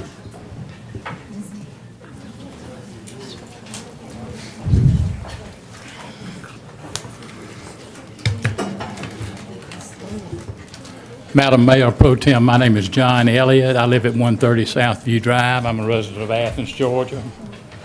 And I'm not here so much to speak for or against. I'd like some clarification on what the proposed text amendment to Type 1 Planning Action Procedures, and if it's approved, what are the conditions it will be approved as? And I wonder if Mr. Griffith could address that. Actually, Mr. Griffith is going to give us some information that might help you with your question. Is Well, that okay? I'd like to hear it before. Sonia, We don't do it that way. well, he's going to make a presentation, so I hope, I'll just listen to his I may have nothing to say. Probably should finish public comment first. okay. Is there any more public comment on this issue? Issue 21? Okay. Okay. Brad, did you hear Mr. Elliott? Well, and it's really not a presentation, but what I'm about to say, I was going to address the commission on.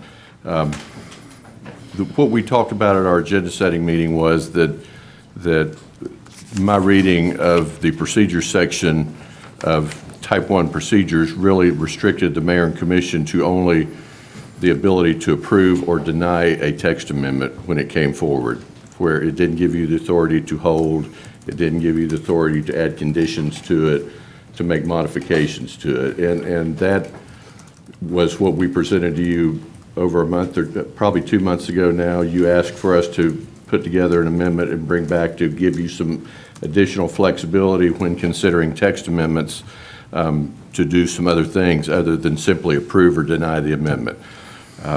We prepared that text amendment, presented it to the Planning Commission, that also allowed you to approve the text amendment with a modification or condition. An example recently in everybody's mind, if that language would have been in the current code with short-term rental, would have been, Planning Commission sent you a 2-year sunset provision. If that language were in the ordinance previously, it would have allowed you potentially to modify that number of years to something other than 2, other than simply being able to vote on what was brought to you by the Planning Commission. Deny the amendment or remand it back for further study. And that was the amendment that we prepared. Now, since the agenda-setting meeting, and what I wanted to present to you all is, upon doing some further research into the code, I do think there is language in the ordinance that gives you one other option that I have failed to give to you at your agenda-setting meeting. And this also comes out of 9.4 for Type 1 procedures, and it's talking, this is about text amendments or any other type of Type 1. They can be initiated by the commission, they can be initiated by a staff department, by Planning Commission. There's language in this section that talks about how it works its way through the Planning Commission process. Planning Commission holds their public hearing. It requires them to forward that to you within 15 business days. These are all procedures that are written in the code. But there's one other sentence in this section that I saw today that says, the recommendation of the Planning Commission, this being on a text amendment in this specific case, shall be of an advisory nature and not be binding on the mayor and commission of Athens-Clarke County. So the recommendation they've sent you based on this language is advisory, and you can take that under consideration and vote on it. That still doesn't change the language that says you can only vote to approve or deny a text amendment. But what I do believe it does is it opens up the ability for you to either consider the amendment as sent to you by the Planning Commission, which struck the ability to add conditions or modifications, or to vote on the amendment as it was originally prepared and presented to the Planning Commission. I think the language still doesn't give you the ability right now to modify it beyond the original amended presentation to the Planning Commission or what they sent forward, which was non-binding. So I think what you have in front of you tonight is still, you could deny either one of those two. You could vote on the amendment as sent to you by the Planning Commission, which removed the one specific sentence that said you could approve the text amendment with conditions or modifications, or you could approve the original text amendment prepared by staff and presented to the Planning Commission, which included the language to approve the text amendment with conditions or modifications. At that point then, moving forward, if you were to approve the latter and include that language, then you would have the ability in the future, if a text amendment came to you and you wanted to change a sunset provision from 2 years to 3 years, you could do that where you do not have the authority to do it today. Okay. I saw Commissioner Link's hand. I was just going to hand you, this is Okay. the version that staff proposed. Oh, okay. With the full, with that language in. Oh, okay. So Attorney Drake, do we have to decide before we vote which version we're talking about, or? Yeah, you need to designate which version. That's the version. How do we designate the version? Is Well, that the Mayor Pro Tem's what's- job, or? I think what's being handed out to you is the modified language, which reflects the original language presented to the Planning Commission. And that shows up under G, in that paragraph, middle of the second line down, starting with the word approve and ending with the word modifications. That is not in your current ordinance that you have, but would be in this one. So this is the Staff's. the Attorney Drake just handed us. This is the original text amendment that staff gave to the Planning Commission, and then they modified this that was presented on our agenda last. Yes. Okay, but this is the one without their modifications. That's the one that eliminates the modification and reinstates your ability to make modifications or add conditions. Okay, And okay. that's the only difference. That's the only difference. Yeah. And the language, we're allowed to vote on this original one since, okay. Commissioner Myers? Yeah, I need help. Could you repeat that, what you found that you hadn't told us about before that now allows us to vote on the original language that the Planning Commission rejected, right? Yes. So please read that's part again that's been missing and was just found. The way I presented it to you at agenda setting was that the recommendation that comes to you is the recommendation of the Planning Commission, and you can either approve it or deny it. And there is language in another area of the code that says that technically their recommendation is advisory, of an advisory nature, and shall not be binding on the mayor and commission of Athens-Clarke County. So I think that's the change that I did not make clear that I found today. Still, basically to me, what that means is if they've modified something that we presented to them and you want to act on that under the current language of the code, you can, or you can vote on the original language of the amendment. You still don't have authority until this is approved to make further changes, but you could either vote on the amendment or the recommendation of the Planning Commission. I want to add, Brad, you're not only responsible for this. My office worked with you on this and didn't catch this language either. It's in an earlier section of the code, so you're not. What section is that? Well, I'm reading out of 943C15. And, yeah. Hold on. That's Commissioner Hamby, then Commissioner Holt. Okay, thank you, Mayor.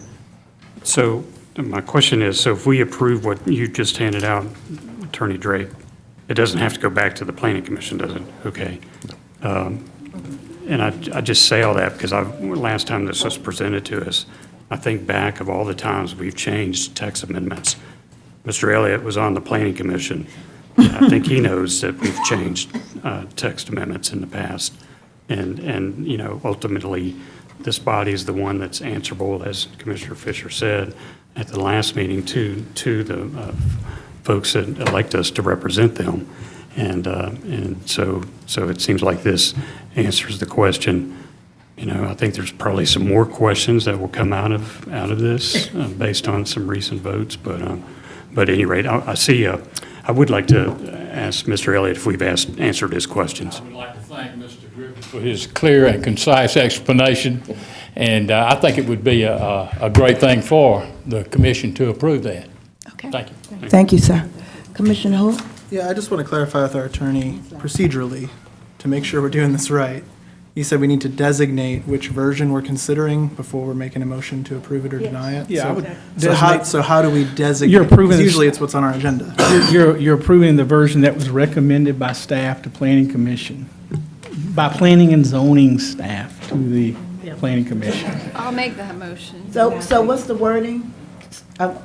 What's the exact wording? You have it, Attorney Drake just handed it out, but what this does is it reinserts in the second line, middle of the paragraph, the words, approve the text amendment with conditions or modifications, which was the section that was removed by the Planning Commission. Okay.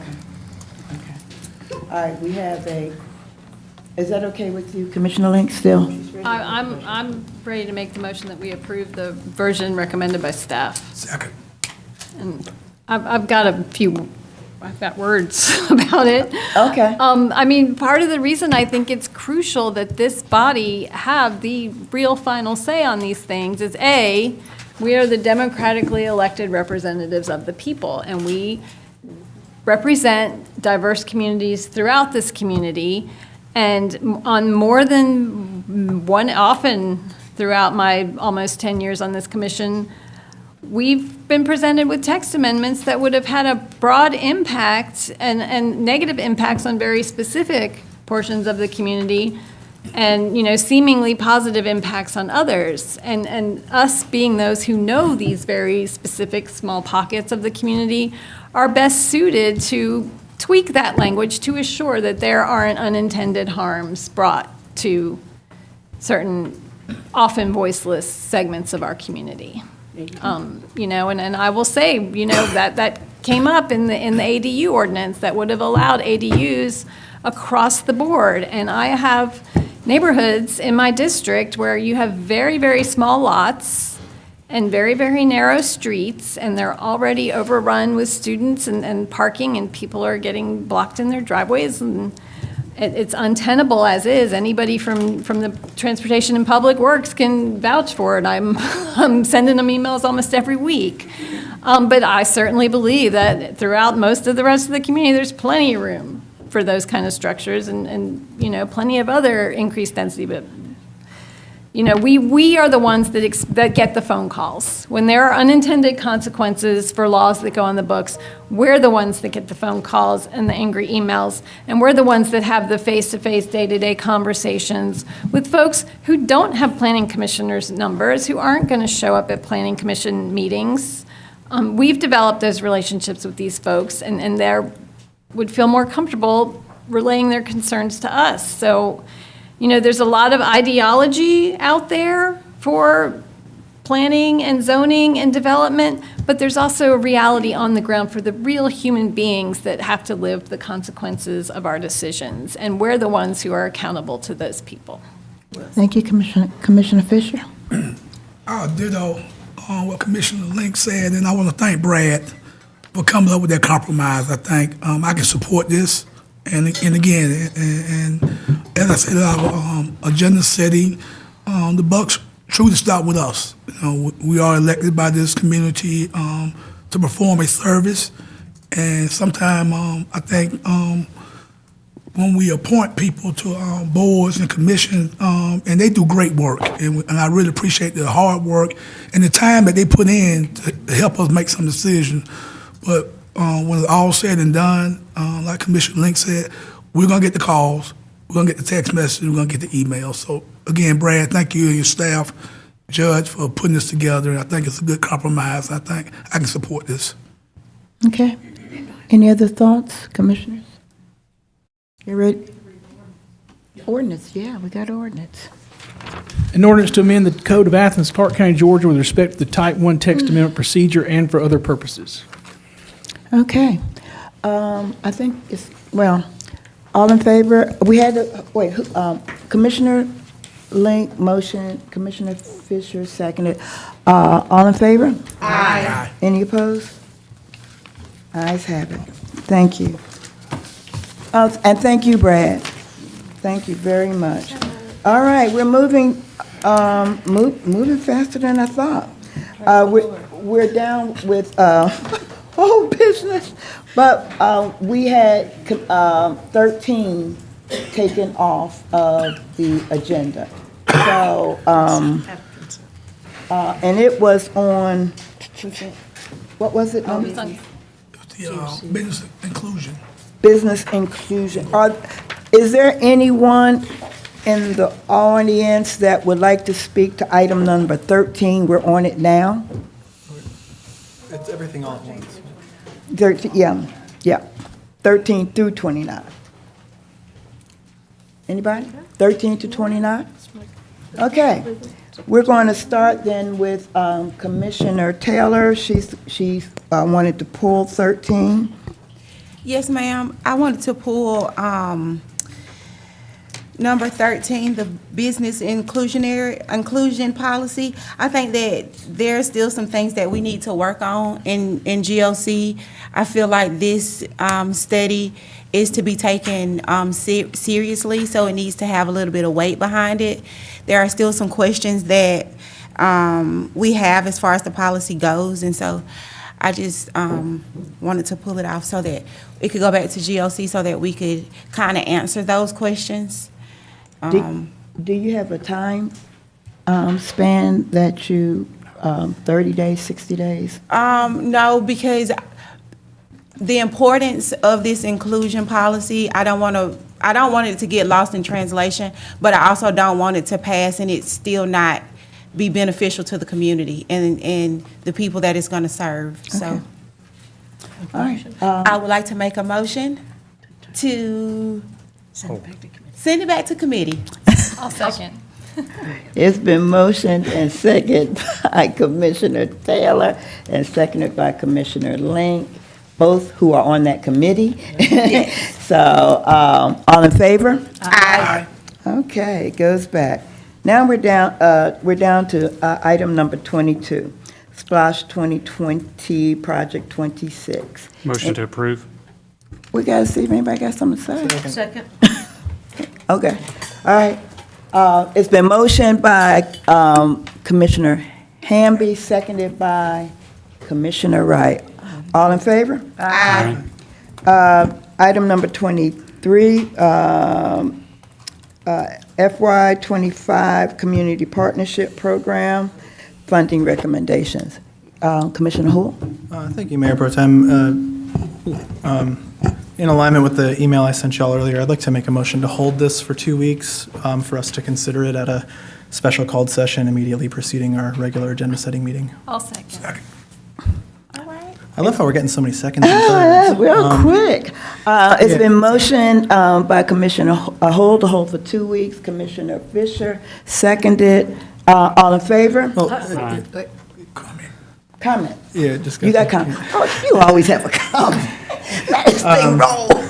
I won't keep it brief. Okay. The sense I get is that there's enough people interested in this that we have 2 weeks to talk about it. But since we're here in the public forum, why I'm asking for this is I'd like for us to consider a commission-defined option that would potentially use some funds. I'm thinking from our unassigned fund balance to fully fund the projects that are currently funded in this FY24 budget that we're in, but in this recommendation that we got from the Vision Committee are either unfunded or underfunded.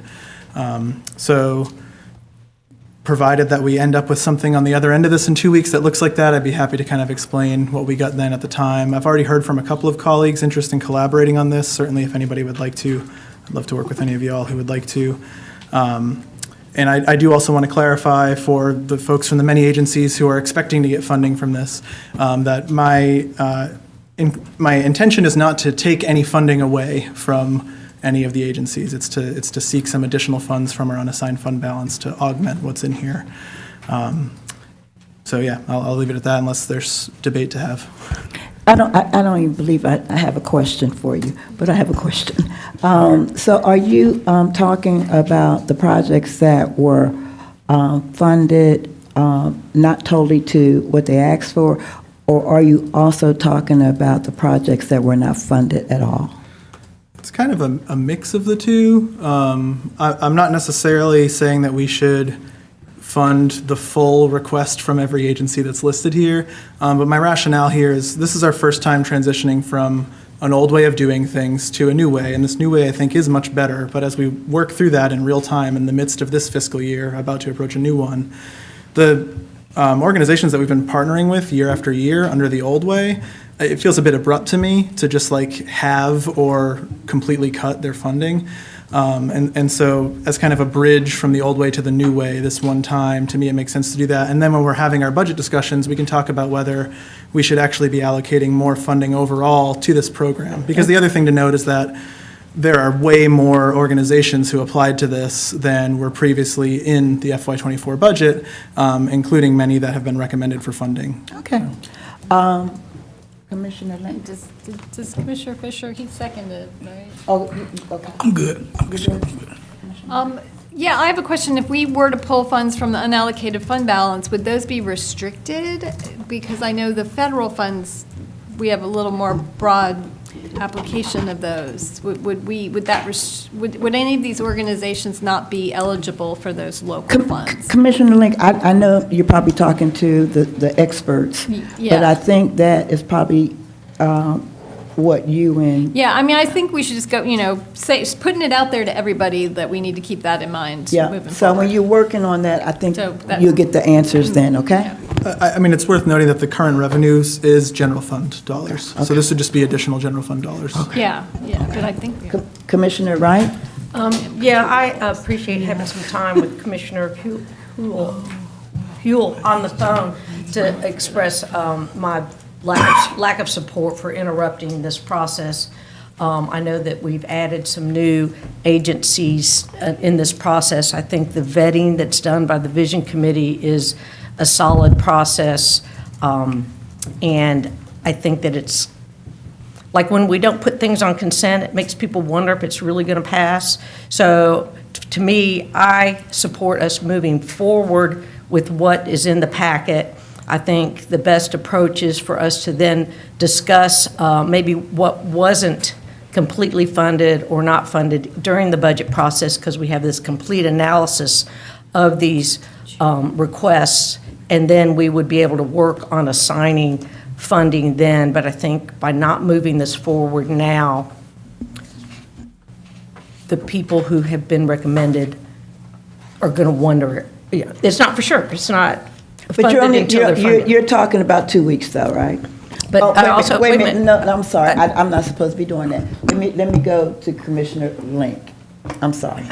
I mean, I'm just concerned because I know some of these programs are summer programs, and we don't pass our budget till July or June. So yeah, I feel like if we do intend to give more funding to some of these applicants that didn't make it onto the list, then we need to move quickly. So that's to Commissioner Wright's point. And Commissioner Hull, Commissioner Fisher let me know that you were not finished, so. Yeah.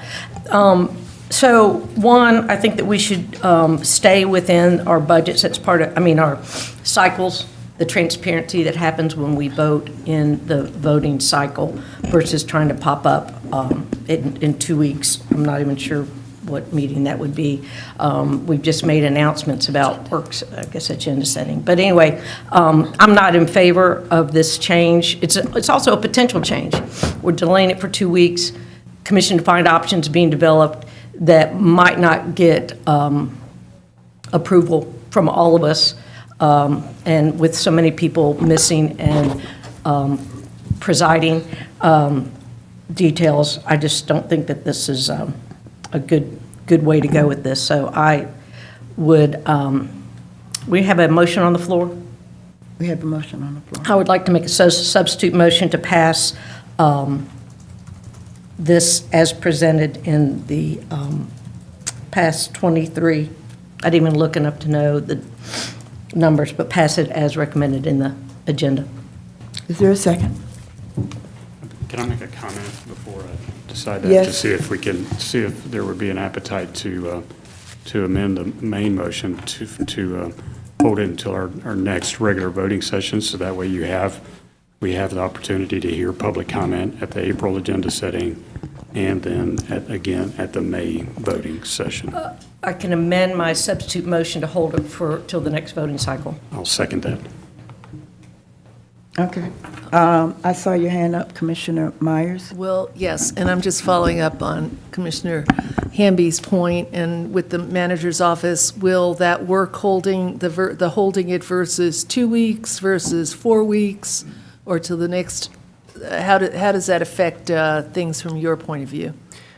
I believe that bringing it along at this point, because, well, a couple things. So first off, we had proposed in last year's budget that you pre-fund these awards so you could just give the money at the time of award, but that was decided not to do that. So when you're awarding these funds, they won't be available unless you make them sooner than July 1st. The timing was to try and get to July 1st with a contract right about the time the money was ready. So I would say the only impact, y'all, would just be delaying that contract approval, by a corresponding number of days. How many days, sir? Well, approximately 30, because that's how Okay. long you're pushing. Versus But 15 on the original one. Well, I just point I out. think that's the only impact. Yeah. Well, and I just point out, we voted on the budget in June, so there's 30 days between June and July 1st. So I just think not having the opportunity for a CDO to be vetted by the public, I think is an important process. I know they'll have one opportunity to do that at the, well, that's how it works. And we might also can get some clarity from management on the different entities, whether they're the quasi-government, which has allocated, I think, May 2nd. So there's also additional input, and I don't know if the manager wanted to help clarify how some of these categories are coming through to us. Yes. So back last year, before you amended the process, there was a group of entities that were all called independent agencies, but they were really made up of three types of agencies. One is these community partners that you're voting on tonight. The second is what we consider quasi-governmental. So those would be like the library, the public defender, public health, council on aging. Commissioner Wright, I do have a handout for y'all that I'll email since y'all are holding, that just shows the differences in the different funding amounts, last year's budget, what the quasi-governmentals got. So there's that. So Department of Family and Children's Services, Classic Center, Convention Visitors Bureau, Advantage. So those are all legally have a quasi-governmental status, which means that we're able to partner with them directly. Now, obviously, a procurement process may not be necessary because this giving funds to these independent agencies that were community partners happened for years. But it was done, it wasn't clear to others outside the process how to get engaged, how to access it, and I think under the auspices of transparency, that's where the commission wanted to go. The third, so we have community partners, quasi-governmental agencies, and what I call children of the commission, and that is the Greenway Commission. These are public bodies that are part of the government that are found in ordinance, so AIM and the Cultural and Affairs Commission. So they get a little stipend through the departments that service them. So that was the group of independent agencies, and with the community partners, we just wanted to be more transparent about the process. And this process is not something we invented. It's a riff off of what the city of Savannah does with their community partnership program. And so we vetted that through the attorneys and y'all, and that's what we decided to move forward on. So there are some differences. We tried to break out these three different types of groups from that one heading.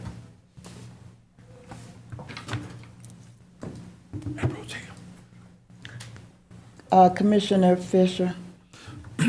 So, Manager Williams, and I hope we can, whatever we decide to do, I still want to understand how we determine quasi-government agencies. I really like to know what that means and how we do it. You don't have to tell me tonight, but just, I want to understand, because there's an agency, and I could be wrong, I feel I should be a part of that quasi-government process. But again, I just want to know how we determine as a government. Thank you, Commissioner Fisher, and y'all did ask that before, so I will follow up on that. And I'm sorry. I'm sorry. I was just going to say I'll consult with Attorney Drake, and we'll give you some type of definition of what those are, why they're considered that way. It's not just us. That's just a universal. Okay. We'll explain that. Is it somewhere in our charter? No. This would be the same in another locality in Georgia. All right. Now, Commissioner Hull. I'm gonna break my neck. In many ways, I think 15 versus 30 days, fine, I guess, fine enough with either. I would like to point out, we have commission-defined options that come up a lot that aren't prepared in time for the agenda setting, but are presented to the public with the agenda packet, the week before the voting meeting. And so I would intend to have whatever commission-defined option I got with colleagues ready to post with the agenda before this meeting in 2 weeks. My sense of urgency really for 2 weeks versus 4 is just to give staff as much time as possible to work on the contracts. I feel like we're, forcing them to rush a bit more if we wait an extra 30 days. But at the end of the day, I'd rather wait 30 days than not do something a little different than what we've got here. I also just want to clarify that my understanding of what a quasi-governmental agency is, and I'm sure staff can give a more formal, professional response than this, but my understanding is that it's an agency that's a creation of the state.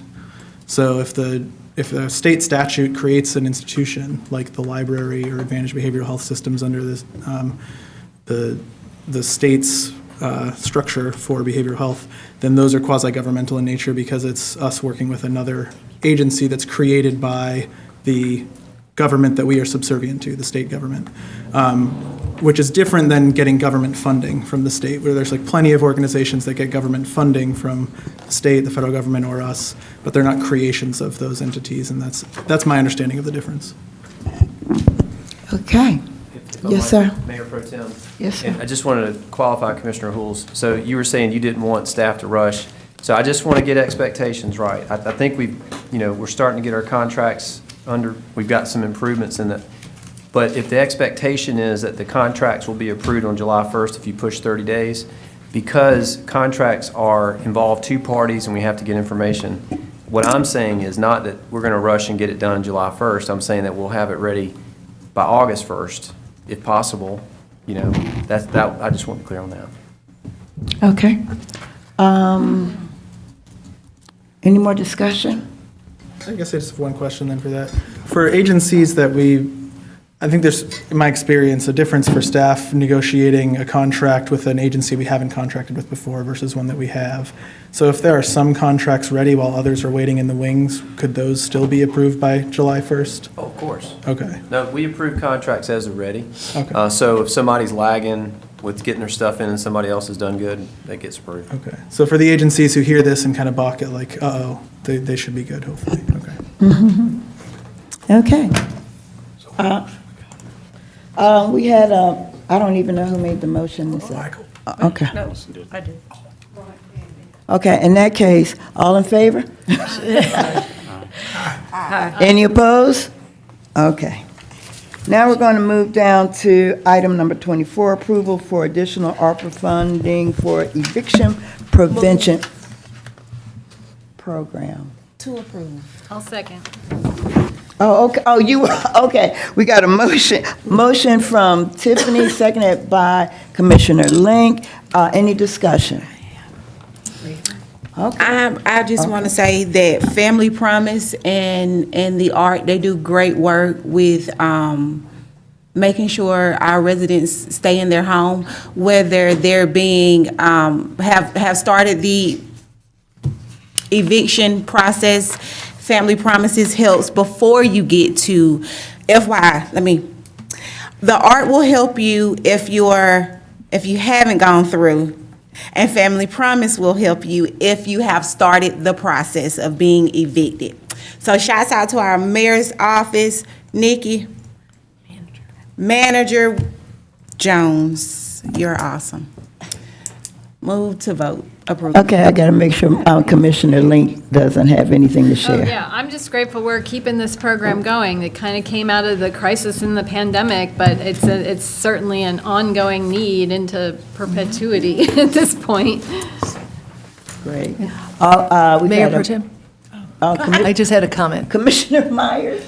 Yeah, I just wanted to also, reiterate the good work that this program is doing. I went through this, and not only are the households, so many, that lists in item, I think, facts and issues 7 and 8, the number of people who've been helped, but I was really pleased to see that of 85% of the households that were facing formal eviction was still in sort of a healthy place, home-wise, 3 months later, and it was even, it was 95% positive outcome for the households, the 73 households that were at risk of formal eviction. So I found that very impressive in terms of keeping our people housed and not in struggling situations on the street.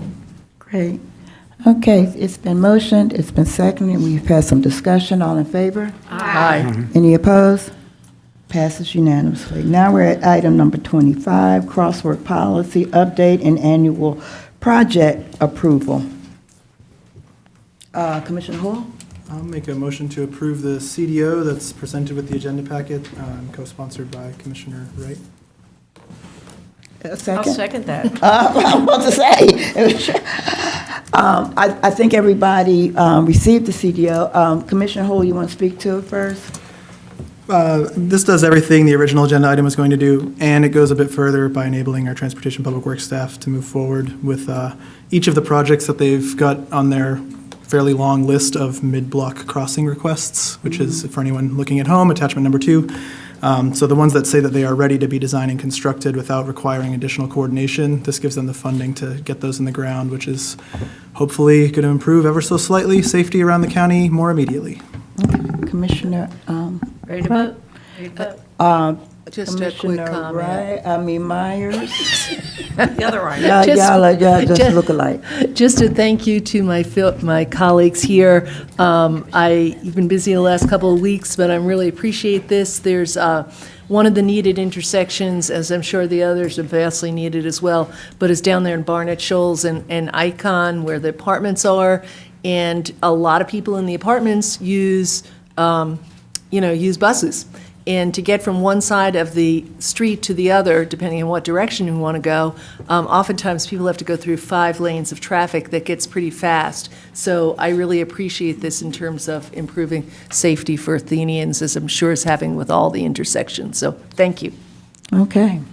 Been motioned and it's been seconded. We got an ordinance attorney. I don't think there's an ordinance with this item, is there, Commissioner? There is? There's an ordinance with the CDO. It's a budget ordinance. Okay, let me get it.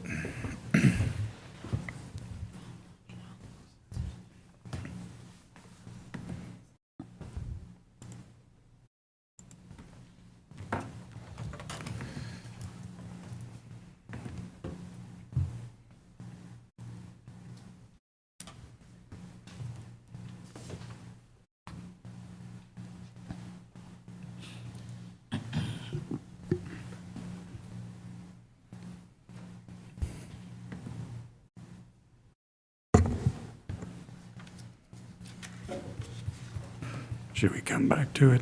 I got it. An ordinance to amend the FY 2024 annual operating capital budget for Athens-Clarke County, Georgia, so as to provide additional funding for crosswalk improvements and for other purposes. Okay, we've read our ordinance. We've had the motions and seconded. All in favor? Aye. Any opposed? Passed unanimously. We are now on item number 26, SPLOST 2011, Project 21, Lennon Public Art Project Concept. Move to approve. Second. All right, we had a motion from Commissioner Link, second by Commissioner Taylor. Any, Commissioner Link? Yeah, I'm just really eager to see this project on the ground. It's been a long time coming, and you know, the folks who were harmed by that development deserve recognition, and the history needs to be told forever, and it will be. I'm grateful that we were able to find a place. The university would not allow us to work in the right-of-way through campus, but you know, from here on out, folks will recognize that Lennon was a vibrant neighborhood and should always be remembered. Commissioner Taylor? I second what Commissioner Link said. Okay. It's been motion seconded. All in favor? Aye. Those opposed? Passed unanimously. Item number 27, SPLOST 2020 Project 3, Classic Center Arena Proposed Construction Contract Change Order to J.D. Dunn. So moved. Second. It's been motioned by Commissioner Wright, seconded by Commissioner Hamby. Ready to vote? Commissioner Hamby? No, ma'am. Okay. Well, I do have a question. Commissioner Myers? I know you were ready to go, but I called the manager's office on these two Classic Center items, just to give us, there were a lot of numbers in there. I was reading it over, and I really needed a better understanding whether or not we are increasing funding, how that's all working out, just the short version, rather than with all the strikeouts, and just a quick overview.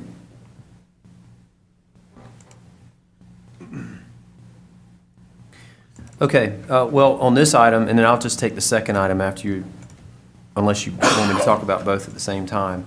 But one of the questions Commissioner Myers posed was, is this new money or is this money that's already been approved? And all the money involved in this has already been approved. Virtually all of it is from the third bond, and all of these things aren't new. These are things that were value engineered out early on. And, you know, they were going to shell out these spaces to try and save money and come back and build them later. And now that we're where we are, and we understand, you know, we're getting close to getting dried in, we're more comfortable about, you know, going ahead and, you know, once you're out of the ground, you kind of have less unknowns that you're going to run into.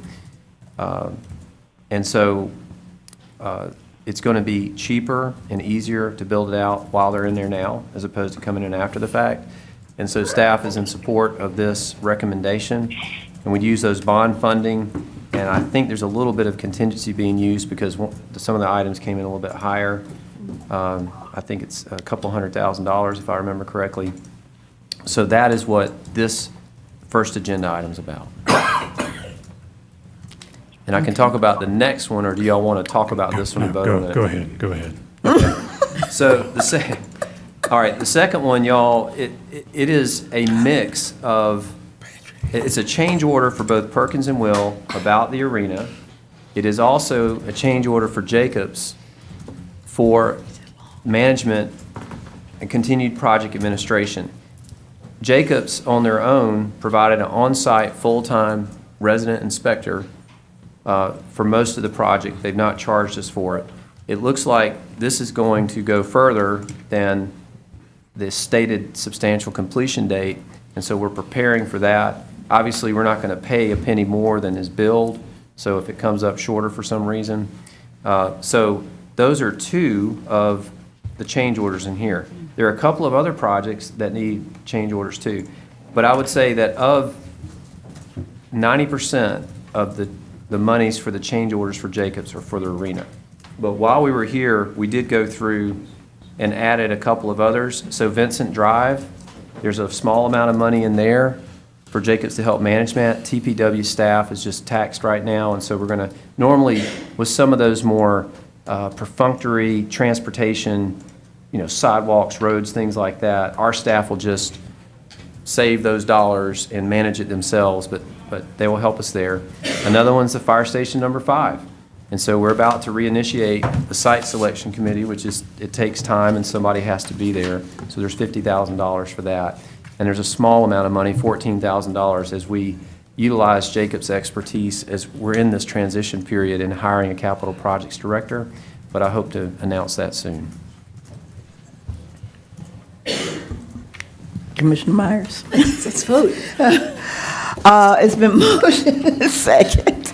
All in favor of 27? Aye. Any opposed? Passed unanimously.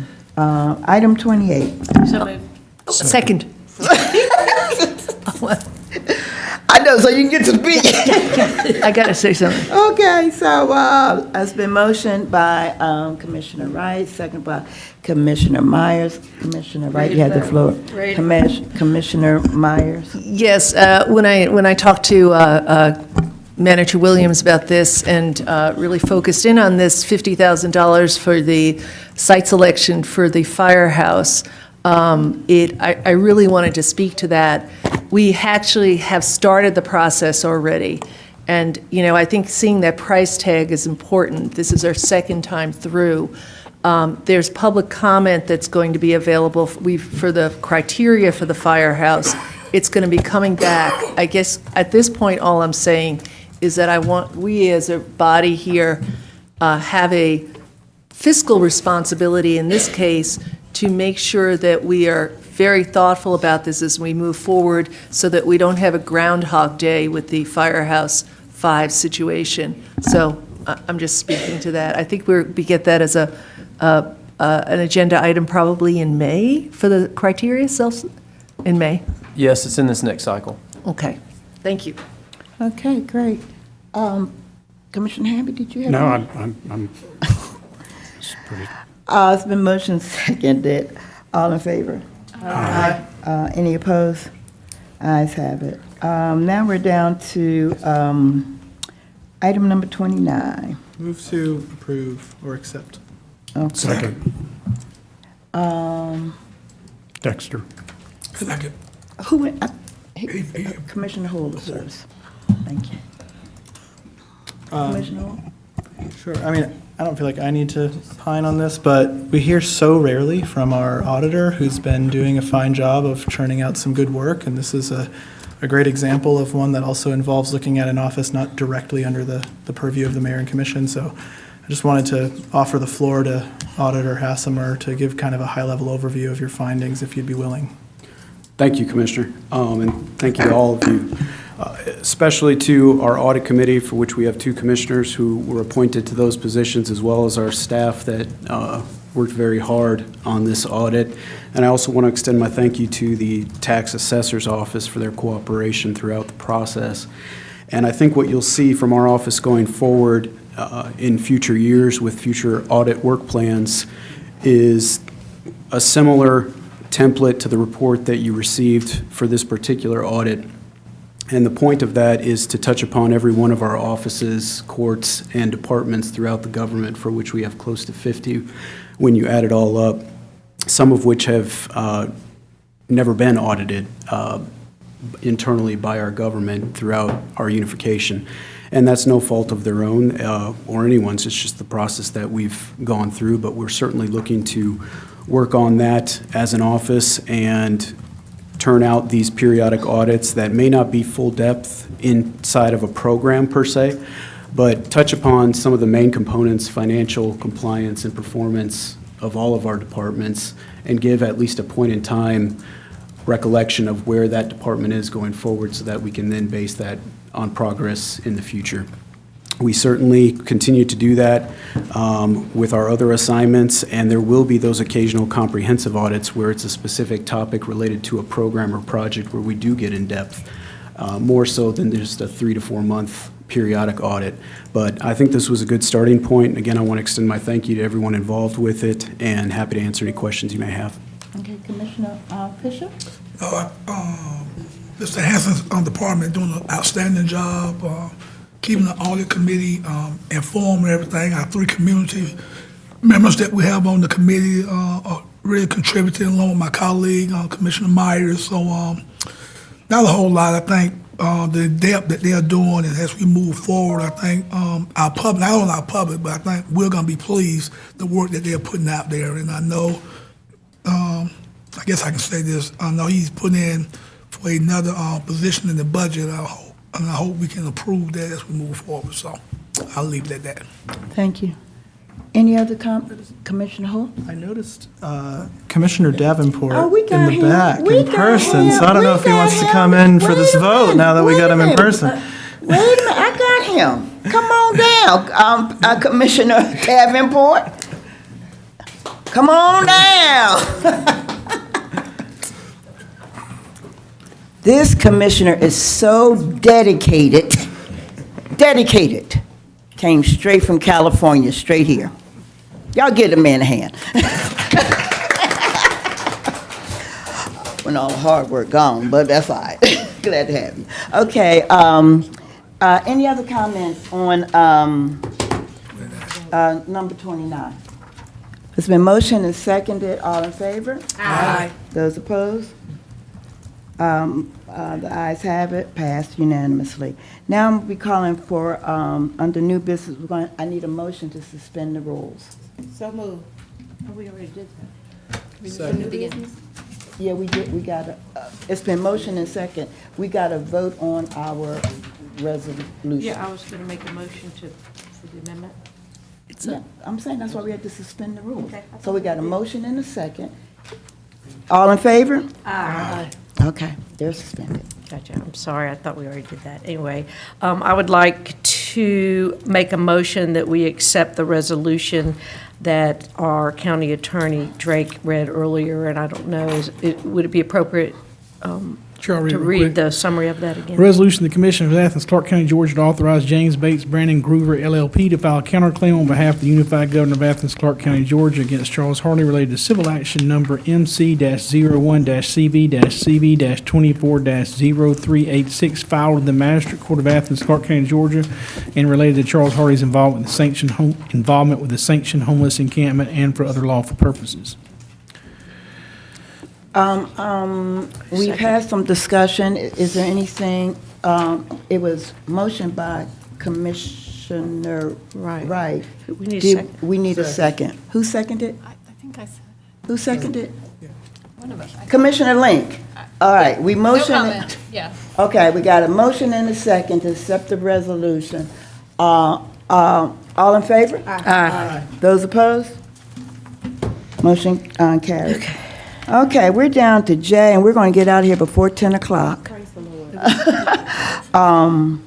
If they let us, because it's still enough of them. Since we started at 5 o'clock, can we take a bathroom break? Oh, God, yes, you can. We're taking a bathroom break, everybody. How about, how many minutes you need? 10 minutes. 10-minute bathroom break.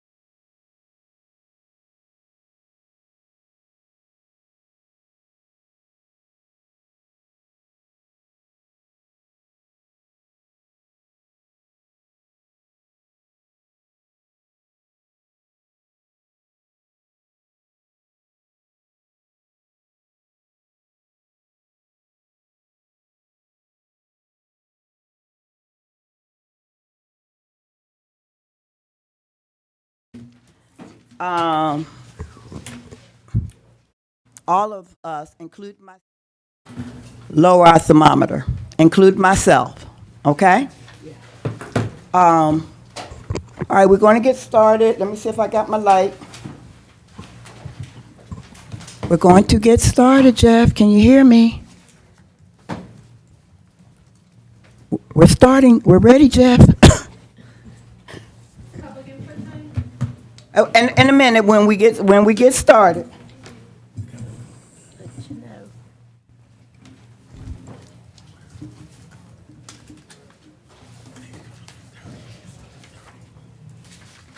Got me?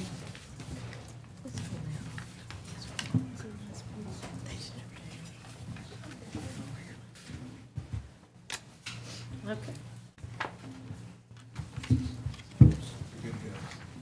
We're good to go? Okay. Can you hear me? Oh, yeah, we are good to go. Okay. Couple of things. I just was told that we are under a tornado watch and a little later. So I'm going to ask everyone to be conscious of that as you make your statements. I'm also going to ask everyone to be cordial as possible or civil as possible. I think this room is big enough and we're all grown enough to be able to manage ourselves accordingly, okay?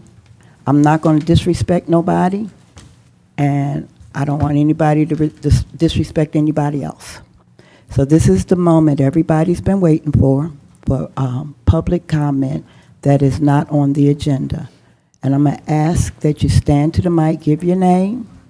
You have 3 minutes.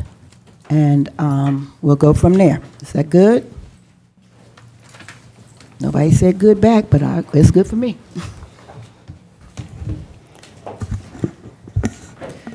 Okay. I'm just here with Safety Athens to give you an update on where we're at.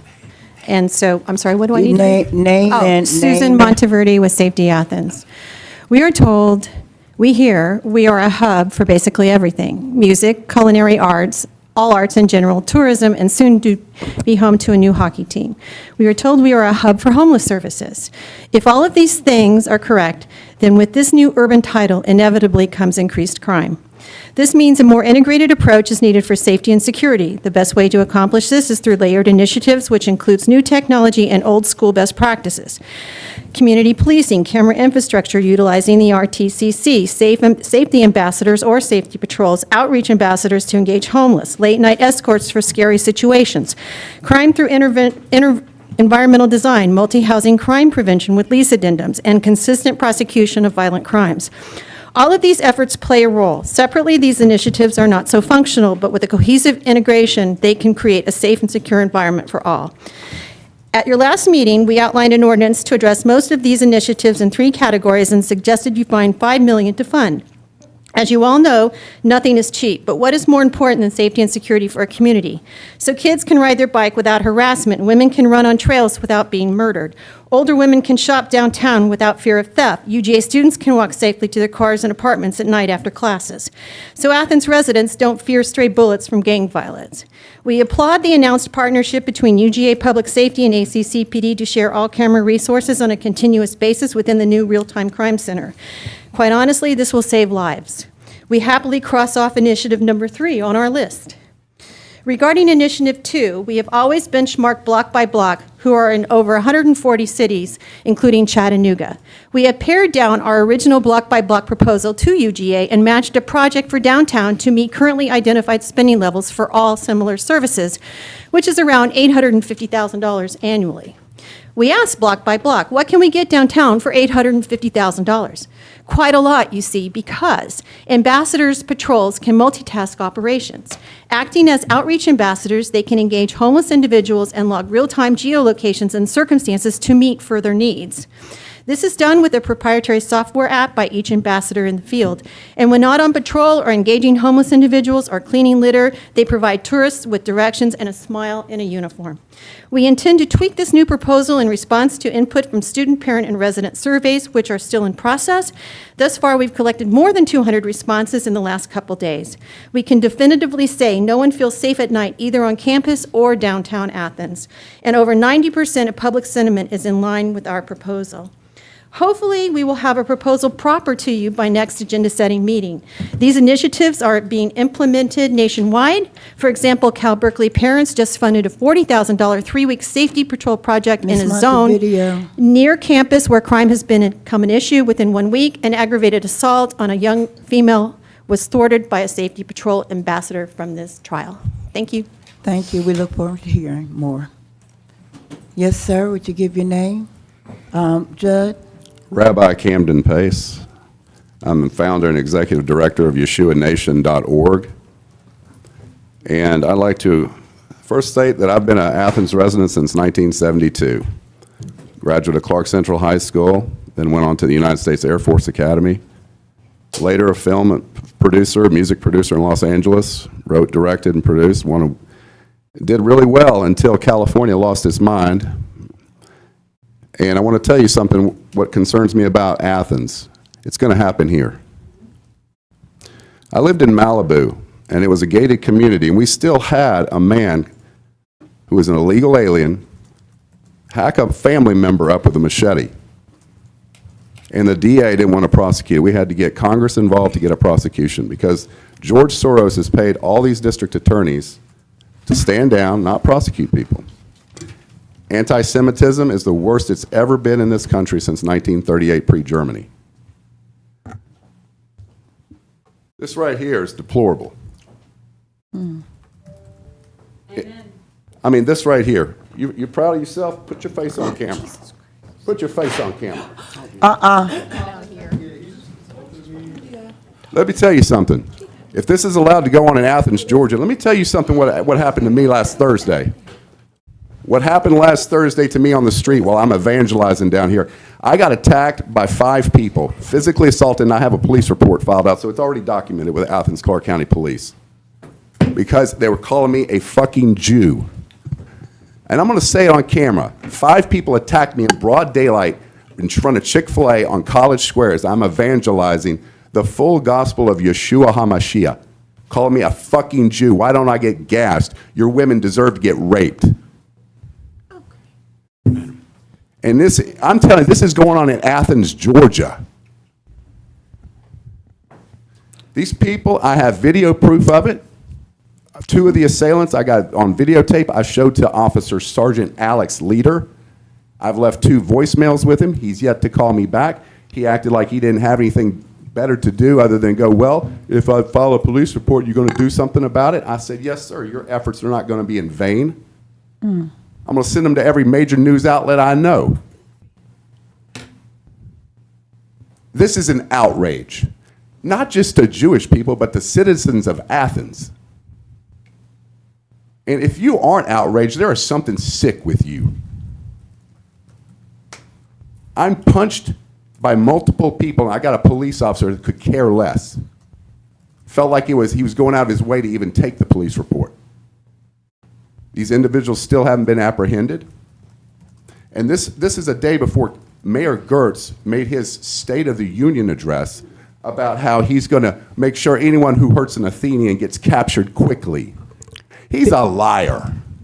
He's a paid-off, Satan-worshiping, communist, child-trafficking Democrat. I'm going to have to shut you down now. You can shut me down because I got my words in, lady. You did, and your time is up. That's all I'm saying. Shame on all of you who put up and condone this. The fact that we allow this in a setting. Please, I'm going to push the envelope just a little further. No, you're not. This right here. Okay. Walk him out. Walk him out. Walk him out. Walk him out. Walk him out. Walk him out. Oh my God. Crack off. Oh God. Wait. Calm down. Get it off. Act like you both got some sense. Put your hands behind your back. Now, turn over. We're, at this point,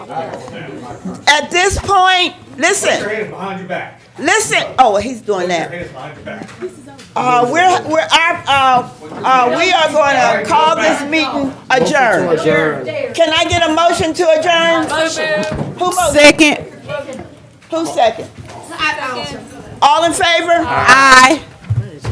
We're going to excuse ourselves and we're going to excuse everybody in this room, okay? Behind your back.